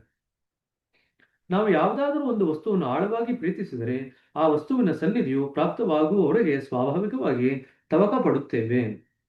ಯಾವುದಾದರೊಂದು ಪ್ರಾಪಂಚಿಕ ವಸ್ತುವನ್ನು ಹೆಚ್ಚಾಗಿ ಪ್ರೀತಿಸಿದರೆ ಮತ್ತೆ ಮತ್ತೆ ಅದರ ವಿಚಾರವೇ ನಮ್ಮ ಮನಸ್ಸಿನಲ್ಲಿ ತುಳಿದು ನಾವು ಅದನ್ನೇ ಕುರಿತು ಪುನಃ ಆಲೋಚಿಸುತ್ತೇವೆ. ದೈವಿ ಪ್ರೇಮವನ್ನು ನಮ್ಮ ಹೃದಯದಲ್ಲಿ ಬೆಳೆಸಿಕೊಳ್ಳಬೇಕಾದರೆ ಈ ಕ್ರಮದಲ್ಲಿ ವಿಪರ್ಯಸ್ತಗೊಳಿಸಬೇಕು. ಅಂದ್ರೆ ಯಾವುದನ್ನು ನಾವು ತುಂಬಾ ಪ್ರೀತಿಸ್ತೀವೋ ಅದನ್ನ ಮನಸ್ಸಿನಲ್ಲಿ ಅವಾಗ ನೆನೆಸ್ಕೊಳ್ತೀವಿ. ಹಾಗಾದ್ರೆ ಇಲ್ಲಿ ದೈವಿ ಪ್ರೇಮವನ್ನು ಬೆಳೆಸ್ಕೋಬೇಕಾದ್ರೆ ಉಲ್ಟಾ ಮಾಡಬೇಕು. ಯಾವುದನ್ನು ಪದೇ ನಾವು ನೆನೆಸ್ಕೊಳ್ತೀವೋ ಅದನ್ನ ಪ್ರೀತಿ ಮಾಡ್ಲಿಕ್ಕೆ ಶುರು ಮಾಡ್ತೀವಿ. ಅದನ್ನೇ ನಾವು ಅಭ್ಯಾಸ ಮಾಡುದು. ಅವಾಗ ಹೃದಯದ ಕಡೆಗೆ ಗಮನ ಕೊಡಿ, ಅವಾಗ ಗುರುಗಳನ್ನ ನೆನೆಸ್ಕೊಳ್ಳಿ ಅಂತ ಹೇಳಿದ್ರೆ, ಯಾವುದನ್ನ ಮನಸ್ಸಿನಲ್ಲಿ ಪದೇ ನೆನೆಸ್ಕೊಳ್ತೀರೋ ಅದರ ಕಡೆಗೆ ನಿಮ್ಮ ಹೃದಯದಲ್ಲಿ ಪ್ರೇಮ ಬೆಳೆಯುತ್ತೆ. ಯಾವುದರ ಕಡೆಗೆ ನಮಗೆ ಸಹಜವಾಗಿ ಪ್ರೇಮ ಇರುತ್ತೋ ಆ ವಿಚಾರದ ಆಲೋಚನೆಗಳು, ಆ ವಸ್ತುವಿನ ಆಲೋಚನೆಗಳು ನಮ್ಮ ಮನಸ್ಸಿನಲ್ಲಿ ಪದೇ ಪ್ರಕಟ ಆಗುತ್ತೆ. ಇದಕ್ಕೆ ಜ್ಞಾಪಕ ಇಟ್ಕೊಳ್ರಿ. ಯಾವುದನ್ನು ಪ್ರೀತಿಸ್ತೀವೋ ಅದನ್ನ ಪದೇ ನೆನೆಸ್ಕೊಳ್ತೀವಿ. ಅದನ್ನು ಉಲ್ಟಾ ಮಾಡಿದ್ರೆ ಯಾವುದನ್ನು ಪದೇ ನೆನೆಸ್ಕೊಳ್ತೀವೋ ಅದನ್ನ ಪ್ರೀತಿ ಮಾಡ್ಲಿಕ್ಕೆ ಶುರು ಮಾಡ್ತೀವಿ. ಅದೇ ನಾವು ಮಾಡೋದು. ನಾವು ದಿನದಲ್ಲಿ ಬಹುವೇಳೆ ದೇವರನ್ನು ಬಾರಿ ಬಾರಿಗೆ ಸ್ಮರಿಸಿದರೆ ಆತನಲ್ಲಿ ತಾನಾಗಿಯೇ ನಮ್ಮ ಪ್ರೇಮವು ಬೆಳೆದು ಅದನ್ನು ಮನಃಪೂರ್ವಕ ಮುಂದುವರೆಸಿದರೆ ಆತನೊಂದಿಗೆ ತೀವ್ರ ಕೂಡಿಕೊಳ್ಳುವ ಹಂಬಲ ಉಂಟಾಗುವುದು. ದೇವರೊಂದಿಗೆ ಪ್ರೇಮವನ್ನು ಬೆಳೆಸುವ ಇನ್ನೊಂದು ರೀತಿ ಎಂದರೆ ನಾಟಕದಲ್ಲಿ ಅಭಿನಯಿಸುವಂತೆ ಪ್ರೇಮಿಯ ಪಾತ್ರವನ್ನು ಧರಿಸುವುದು. ಆದರದು ಸೂಕ್ಷ್ಮ ಸಾಧನಗಳನ್ನು ಅನುಸರಿಸಲು ಬಹುಮಟ್ಟಿಗೆ ಅಸಮರ್ಥರಾದವರಿಗೆ ಮಾತ್ರ. ಈ ಸಾಧನವು ಕೃತಕವಾದರೂ ನಿಮ್ಮನ್ನು ಬಲುಬೇಗ ಸತ್ಯದ ಕಡೆಗೆ ಒಯ್ಯುವುದು ಹಾಗೂ ನಿಜವಾದ ಪ್ರೇಮ ಭಾವಗಳು ಆತುರತೆಯು ನಿಮ್ಮ ಹೃದಯವನ್ನು ತಳಮಳಗೊಳಿಸಲು ಆರಂಭಿಸಬಹುದು. ಸೊ 2 ದಾರಿ ಕೊಟ್ಟಿದ್ದಾರೆ. ಒಂದನೇ ದಾರಿ ಭಗವಂತನ ಆವಾಗ ನೆನೆಸ್ಕೊಳ್ತಾ ಇರೋದು. ಕಾಲಕ್ರಮೇಣದಲ್ಲಿ ಪ್ರೀತಿ ಬೆಳೆಯುತ್ತೆ, ಪ್ರೇಮ ಬೆಳೆಯುತ್ತೆ, ಭಗವಂತನಲ್ಲಿ ಹೋಗ್ಬೇಕು ಅನ್ನೋ ಒಂದು ಆತುರ ಬೆಳೆಯುತ್ತೆ. 2ನೇ ದಾರಿ ಏನ್ ಮಾಡ್ಬೇಕು ಅಂತಂದ್ರೆ ಭಗವಂತನ ನಾಟಕೀಯವಾಗಿ ಪ್ರೇಮಿಸ್ತಾ ಇದೀವಿ ಅಂತ ಅನ್ಕೊಳ್ಳೋದು. ಕೃತಕವಾಗಿ ಪ್ರೇಮಿಸ್ತಾ ಇದ್ದೀನಿ, ನಾವು ಭಗವಂತನ ಪ್ರೇಮಿ ಅಂತ ಅನ್ಕೊಂಡು ಕೃತಕತೆಯಿಂದ ಭಗವಂತನಲ್ಲಿ ಆ ಸಂಬಂಧ ಸ್ಥಾಪನೆ ಮಾಡ್ಕೊಳ್ಳೋದು. ಕಾಲಕ್ರಮೇಣದಲ್ಲಿ ಅದೇ ನಿಜವಾದಂತ ಸಂಬಂಧ ಆಗುತ್ತೆ. ಇದಕ್ಕೊಂದು ಉದಾಹರಣೆ ಕೊಡ್ಬೇಕು ಅಂತಂದ್ರೆ, ಒಂದ್ಸತಿ ಒಬ್ಬ ಕಳ್ಳ ಏನೋ ಕಳ್ತನ ಮಾಡ್ಬಿಟ್ಟಿರ್ತಾನೆ. ಅವನ್ನ ಎಲ್ಲರೂ ಅಟ್ಟಿಸ್ಕೊಂಡ್ ಬರ್ತಾರೆ. ಬಂದ್ರೆ ದೇವಸ್ಥಾನಕ್ಕೆ ಬರ್ತಾನೆ. ದೇವಸ್ಥಾನಕ್ಕೆ ಬಂತು ಅಂತಂದ್ರೆ ಎಲ್ಲರೂ ಅವನ ಹಿಂದೆ ಬಿದ್ದಿರ್ತಾರಲ್ವಾ, ಹ್ಯಾಕ್ ತಪ್ಪಿಸ್ಕೊಳ್ಳೋದು ಅಂತ ಗೊತ್ತಾಗಲ್ಲ. ದೇವಸ್ಥಾನ ಒಳಗಡೆ ಬಂದ್ಬಿಡ್ತಾನೆ, ಏನ್ ಮಾಡ್ಬೇಕು ಅಂತ ಗೊತ್ತಾಗಲ್ಲ. ಏನ್ ಮಾಡ್ತಾನೆ ಅವನು, ಅಲ್ಲಿ ಕೂತ್ಕೊಂಡ್ಬಿಡ್ತಾನೆ. ಸನ್ಯಾಸಿಯ ರೀತಿನಲ್ಲಿ ಒಂದ್ ಕಡೆ ಕೂತ್ಕೊಂಡು ಧ್ಯಾನ ಸ್ಥಿತಿನಲ್ಲಿ ಕೂತ್ಕೊಂಡ್ಬಿಡ್ತಾನೆ. ಅಲ್ಲಿ ಹೋಗ್ತಕ್ಕಂಥ ದಾರಿ ಹೋಗರೆಲ್ಲ ಇವನಿಗೆ ಒಂದಿಷ್ಟು ಹಣ್ಣು ಕಾಯಿ ಎಲ್ಲ ಇಟ್ಟು ಹೋಗ್ಲಿಕ್ಕೆ ಶುರು ಮಾಡ್ತಾರೆ. ಯಾರೋ ಧ್ಯಾನ ಮಾಡ್ತಿದ್ದಾರೆ, ಇವ್ರಿಗೆ ಒಂದಿಷ್ಟು ಜನ ಕೊಟ್ಟರೆ ನಮಗೆ ಪುಣ್ಯ ಬರುತ್ತೆ ಅಂತ ಅವ್ರು ಒಂದಿಷ್ಟು ಹಣ್ಣು ಕಾಯಿ ಎಲ್ಲ ಬಿಟ್ಟು ಹೋಗ್ಲಿಕ್ಕೆ ಶುರು ಮಾಡ್ತಾರೆ. ಅವನು ಸ್ವಲ್ಪ ಹೊತ್ತಾದ್ಮೇಲೆ ಅವರೆಲ್ಲ ಹೋಗಾದ್ಮೇಲೆ ಕಂಡ್ಬಿಟ್ರೆ ಸುಮಾರು ಹಣ್ಣು ಕಾಯಿ ಅವನ ಅಕ್ಕಪಕ್ಕದಲ್ಲಿ ಇರುತ್ತೆ. ಅವ ಅನ್ಕೊಳ್ತಾನೆ, ಅರೆ ನಾನು ಈ ಹಣ್ಣು ಕಾಯಿಗೋಸ್ಕರ ನಾನು ಹೊಟ್ಟೆ ತುಂಬಿಸ್ಕೊಳ್ಕೊಂಡ್ರೆ ನಾನು ಕಳ್ತನ ಮಾಡ್ತಾ ಇದ್ದಿದ್ದು. ನಾನು ಸುಮ್ಮನೆ ಕಣ್ಣು ಮುಚ್ಕೊಂಡು ಕೂತ್ಕೊಂಡ್ರೆ ಎಲ್ಲ ಜನ ಇಟ್ಟು ಹೋಗ್ತಾ ಇದಾರಲ್ಲ, ನಾನು ಕಳ್ತನ ಯಾಕೆ ಮಾಡ್ಬೇಕು? ಆ ಕಳ್ತನದ ವೃತ್ತಿಗಿಂತ ಈ ಸಾಧು ವೃತ್ತಿನೇ ಚೆನ್ನಾಗಿದೆ ಅಂತ. ಸರಿ, ಅವ್ನು ಮಾರನೇ ದಿವಸದಿಂದ ಏನ್ ಮಾಡ್ತಾನೆ, ಕಳ್ತನ ಮಾಡೋದು ಬಿಟ್ಬಿಡ್ತಾನೆ, ಸಾಧು ವೃತ್ತಿಯನ್ನು ಹಿಡ್ಕೊಳ್ತಾನೆ. ನೋಡ್ರಿ, ಅವನೀಗ ಶುರು ಮಾಡಿದ ಯಾಕೆ ಸಾಧು ವೃತ್ತಿ ಶುರು ಮಾಡಿದ್ರೆ ಅವನು ಆ ಹಣ್ಣು ಕಾಯಿ ಬರ್ತಾ ಇದೆ, ತನ್ನ ಹೊಟ್ಟೆ ತುಂಬುತ್ತೆ ಅಂತ ಸಾಧು ವೃತ್ತಿ ಶುರು ಮಾಡಿದ್ದು. ಕಾಲಕ್ರಮೇಣ ಅವನ ಮನಸ್ಸಿಗೆ ಅನಿಸುತ್ತೆ, ನಾನು ಏನು ಮಾಡಿದ್ರೆ ಸುಮ್ಮನೆ ಕೂತ್ಕೊಂಡ್ರೆ ಸಾಧು ವೃತ್ತಿನಲ್ಲಿ ಇದೆಲ್ಲ ನನ್ನ ಕಡೆ ಹರಿದು ಬರ್ತಿರ್ಬೇಕಾದ್ರೆ ನಾನು ನಿಜವಾದಂತ ಸಾಧು ಆದ್ರೆ ಏನೆಲ್ಲ ಬರುತ್ತೆ ನನಗೆ ಅಂತ ಅವನ ಮನಸ್ಸಿಗೆ ಅನಿಸ್ಲಿಕ್ಕೆ ಶುರು ಆಗುತ್ತೆ. ಅವನು ಆ ಸಾಧು ವೃತ್ತಿಯನ್ನ ತಾತ್ಕಾಲಿಕವಾಗಿ ತಗೊಂಡಿದ್ರು ಕೂಡ ಕಾಲಕ್ರಮೇಣದಲ್ಲಿ ಅದೇ ವೃತ್ತಿಯನ್ನ ಪ್ರೀತಿ ಮಾಡ್ಲಿಕ್ಕೆ ಆರಂಭಿಸ್ತಾನೆ. ಅದೇ ವೃತ್ತಿಯಲ್ಲಿ ಆಳಕ್ಕೆ ಹೋಗ್ಲಿಕ್ಕೆ ಶುರು ಮಾಡ್ತಾನೆ. ಕಾಲಕ್ರಮೇಣದಲ್ಲಿ ಅವನು ಭಗವಂತನ ಹತ್ರಕ್ಕೆ ಹೋಗ್ಲಿಕ್ಕೆ ಶುರು ಮಾಡ್ತಾನೆ. ನಿಜವಾಗಿ ಶುರು ಮಾಡಿದ್ದು ಕೃತಕವಾಗಿ, ಆರ್ಟಿಫಿಷಿಯಲ್ ಆಗಿ, ಸುಮ್ಮನೆ ಕಣ್ಮುಚ್ಕೊಂಡು ಕುಳ್ಕೊಂಡ ಅವರಿಂದ ತಪ್ಪಿಸ್ಕೋಬೇಕು ಅಂತ ಕಳ್ಳ ಆಗಿದ್ದಾಗ. ಆದ್ರೆ ಕಾಲಕ್ರಮೇಣದಲ್ಲಿ ಅದೇ ನಿಜವಾದಂತ ವೃತ್ತಿ ಆಗ್ಬಿಡುತ್ತೆ. ಇದೇ ದಾರಿ 2ನೇ ದಾರಿ ಬರೀತಾರೆ ಬಾಬುಜಿ. ಕೃತಕವಾಗಿ ಭಗವಂತನ ನಾನು ಪ್ರೀತಿಸ್ತಾ ಇದ್ದೀನಿ, ನಾನೇ ಭಗವಂತನ ಪ್ರೇಮಿ ಅಂತ ಅನ್ಕೊಳ್ರಿ. ಕಾಲಕ್ರಮೇಣದಲ್ಲಿ ಅದು ಅನ್ಕೊಂಡು ಹೃದಯದಲ್ಲಿ ಆ ಒಂದು ಭಾವ ಗಟ್ಟಿ ಆಗ್ತಿದ್ದಂಗೆನೆ ನಾವು ಭಗವಂತನೆಡೆಗೆ ನಿಜವಾಗಿಯೂ ಹೋಗ್ಲಿಕ್ಕೆ ಶುರು ಮಾಡ್ತೀವಿ. ನಮ್ಮ ಹೃದಯ ತಿಳಿಯಾಗ್ಲಿಕ್ಕೆ ಶುರು ಆಗುತ್ತೆ. ಸರಿನಾ? ಸಾಕ್ಷಾತ್ಕಾರದಲ್ಲಿ ಬಹು ಮುಖ್ಯವಾದಂತಹ ಅಂಶವೆಂದರೆ ಯಶಸ್ಸನ್ನು ಗಳಿಸುವುದರಲ್ಲಿ ನಮ್ಮ ಶಕ್ತಿ ಸಾಮರ್ಥ್ಯಗಳ ಮೇಲೆ ಆತ್ಮವಿಶ್ವಾಸ. ಅಂಡ್ಲೈನ್ ಮಾಡ್ಕೊಳ್ರಿ, ನಮ್ಮ ಶಕ್ತಿ ಸಾಮರ್ಥ್ಯಗಳ ಮೇಲೆ ನಮಗೆ ಆತ್ಮವಿಶ್ವಾಸವಿರಬೇಕು. ಪ್ರಾಚೀನ ಮಹರ್ಷಿಗಳು ಸಹ ಪಡೆಯಲಾರದ ಪೂರ್ಣತೆಯ ಅತ್ಯುಚ್ಚ ಸ್ಥಿತಿಯನ್ನು ಹೊಂದಲು ನಾವು ಅಯೋಗ್ಯರಿಂದಾಗಲಿ ಅಶಕ್ತರಿಂದಾಗಲಿ ಒಂದು ಕ್ಷಣಕಾಲವಾದರೂ ವಿಚಾರ ಮಾಡುವುದು ಹುಚ್ಚುತನವಾಗುವುದು. ನಾವು ಸಾಕ್ಷಾತ್ಕಾರದ ಮಾರ್ಗದಲ್ಲಿ ಧೀರ ಯೋಧನಂತೆ ಅಡೆತಡೆಗಳನ್ನು ಲಕ್ಷಿಸದೆ ಪೂರ್ಣ ವಿಶ್ವಾಸ ಶ್ರದ್ಧೆಗಳಿಂದ ಮುನ್ನಡೆಯಬೇಕು. ಪೂರ್ಣ ವಿಶ್ವಾಸ ಮತ್ತು ಶ್ರದ್ಧೆ ಇದೆರಡೂ ಬೇಕು. Faith and confidence. ಪೂರ್ಣ ವಿಶ್ವಾಸ, ಫುಲ್ ಫೇತ್ ಅಂಡ್ ಕಾನ್ಫಿಡೆನ್ಸ್, ಇದು ನಿಮಗೆ ಬರುತ್ತೆ. What are the 2 things necessary ಅಂತ? Full faith and confidence. ಖಿನ್ನತೆ, ನಿರಾಶೆಗಳು ನಮ್ಮ ಸಂಕಲ್ಪವನ್ನು ದುರ್ಬಲಗೊಳಿಸಿ ದೃಢತೆಯನ್ನು ನಾಶಗೊಳಿಸುತ್ತವೆ. ನಾವು ಆತಂಕಗಳನ್ನು ಧೈರ್ಯದಿಂದ ಎದುರಿಸಬೇಕಲ್ಲದೆ ನಿರಾಶೆಗೆ ಎಡಗೊಡಬಾರದು. ನಿರಾಶೆಯು ಬಹುದೊಡ್ಡ ದೋಷವು ಆಧ್ಯಾತ್ಮಿಕ ಜೀವನಕ್ಕೆ ಬಲು ಘಾತಕವಾದ ವಿಷಯವೂ ಆಗಿದೆ. ಇದು ಕೂಡ ಪರೀಕ್ಷೆಯಲ್ಲಿ ನಿಮ್ಗೆ ಪ್ರಶ್ನೆ ಬರುತ್ತೆ, ಯಾವುದು ಆಧ್ಯಾತ್ಮಿಕ ವಿಷಯವಾಗಿದೆ? ನಿರಾಶೆ ಅನ್ನೋದು ಬಹುದೊಡ್ಡ ದೋಷವು ಆಧ್ಯಾತ್ಮಿಕ ಜೀವನಕ್ಕೆ ಅದು ವಿಷಯವೂ ಆಗಿದೆ. ಆಧ್ಯಾತ್ಮಿಕ ಸಾಧನೆಯಲ್ಲಿ ತೊಡಗಿದ ಮನುಷ್ಯನನ್ನು ಸರಿಯಾಗಿ ರೂಪಿಸುವ ಒಂದು ಅವಶ್ಯಕ ಅಂಶವೆಂದರೆ ಮಿತತ್ವ. ಸೊ ಆಧ್ಯಾತ್ಮಿಕದಲ್ಲಿ ನಾವು ಏನು ಬೇಕಂತಂದ್ರೆ, ನಾವು ಆಧ್ಯಾತ್ಮಿಕವಾಗಿ ಬೆಳಿಬೇಕಂತಂದ್ರೆ ಒಂದು ಗುಣ ಬೆಳೆಸ್ಕೋಬೇಕಾಗಿರ್ತಕ್ಕಂಥದ್ದು ಮಿತತ್ವ. ಅದು ನಮಗೆ ಕೇಂದ್ರದವರೆಗೂ ಬೇಕಾಗುತ್ತೆ. 1ನೇ ಪಾಯಿಂಟ್ ಇಂದ ಹಿಡಿದು ಕೇಂದ್ರದವರೆಗೂ ಬೇಕಾಗುತ್ತೆ ಮಿತತ್ವ. ಈ ಶಬ್ದವು ಬಹು ವ್ಯಾಪಕವಾಗಿದ್ದು ಮನುಷ್ಯನನ್ನು ಚಟುವಟಿಕೆಗಳ ಪ್ರತಿಯೊಂದು ಹಂತವನ್ನು ಒಳಗೊಳ್ಳುತ್ತದೆ. ಮಿತತ್ವವೆಂದರೆ ಎಲ್ಲ ಇಂದ್ರಿಯ ಸಂವೇದನೆಗಳಲ್ಲಿ ಮತ್ತು ಶಕ್ತಿಗಳಲ್ಲಿ ಸಮತ್ವವನ್ನು ಕಾಪಾಡಿಕೊಂಡು ಹೋಗುವುದು. ಡಿಫೈನ್ ಮಾಡ್ತಾ ಇದ್ದಾರೆ ನೋಡ್ರಿ. ಮಿತತ್ವ ಅಂದ್ರೆ ಎಲ್ಲ ಇಂದ್ರಿಯ ಮತ್ತು ಸಂವೇದನೆಗಳಲ್ಲಿ ಮತ್ತು ಶಕ್ತಿಗಳಲ್ಲಿ ಸಮತ್ವವನ್ನು ಕಾಪಾಡಿಕೊಳ್ಳುವುದು. ಹೆಚ್ಚು ಕಡಿಮೆ ಇಲ್ಲದಂತೆ ಆಯಾ ಕಾರ್ಯಗಳಿಗೆ ಆಯಾ ಸಮಯದಲ್ಲಿ ಸ್ವಾಭಾವಿಕವಾಗಿ ಬೇಕಾದಷ್ಟನ್ನೇ ಮನಸ್ಸಿನ ಮೇಲೆ ಸ್ವಲ್ಪವೂ ಪರಿಣಾಮ ಮಾಡಿಕೊಳ್ಳದೆ ಉಪಯೋಗಿಸುವುದು. ಇನ್ನೊಂದು ಡೆಫಿನೇಷನ್ ಕೊಡ್ತಾರೆ. ಮಿತತ್ವ ಅಂತಂದ್ರೆ ಏನು? ಹೆಚ್ಚು ಕಡಿಮೆ ಇಲ್ಲದಂತೆ ಆಯಾ ಕಾರ್ಯಗಳಿಗೆ ಆಯಾ ಸಮಯದಲ್ಲಿ ಸ್ವಾಭಾವಿಕವಾಗಿ ಬೇಕಾದಷ್ಟನ್ನೇ ಮನಸ್ಸಿನ ಮೇಲೆ ಸ್ವಲ್ಪವೂ ಪರಿಣಾಮ ಮಾಡಿಕೊಳ್ಳದೆ ಉಪಯೋಗಿಸುವುದು, ಅದು ಮಿತತ್ವ. ಇದನ್ನೇ ಮಾಡ್ಕೊಳ್ರಿ ಮಿತತ್ವದ ಡೆಫಿನಿಷನ್.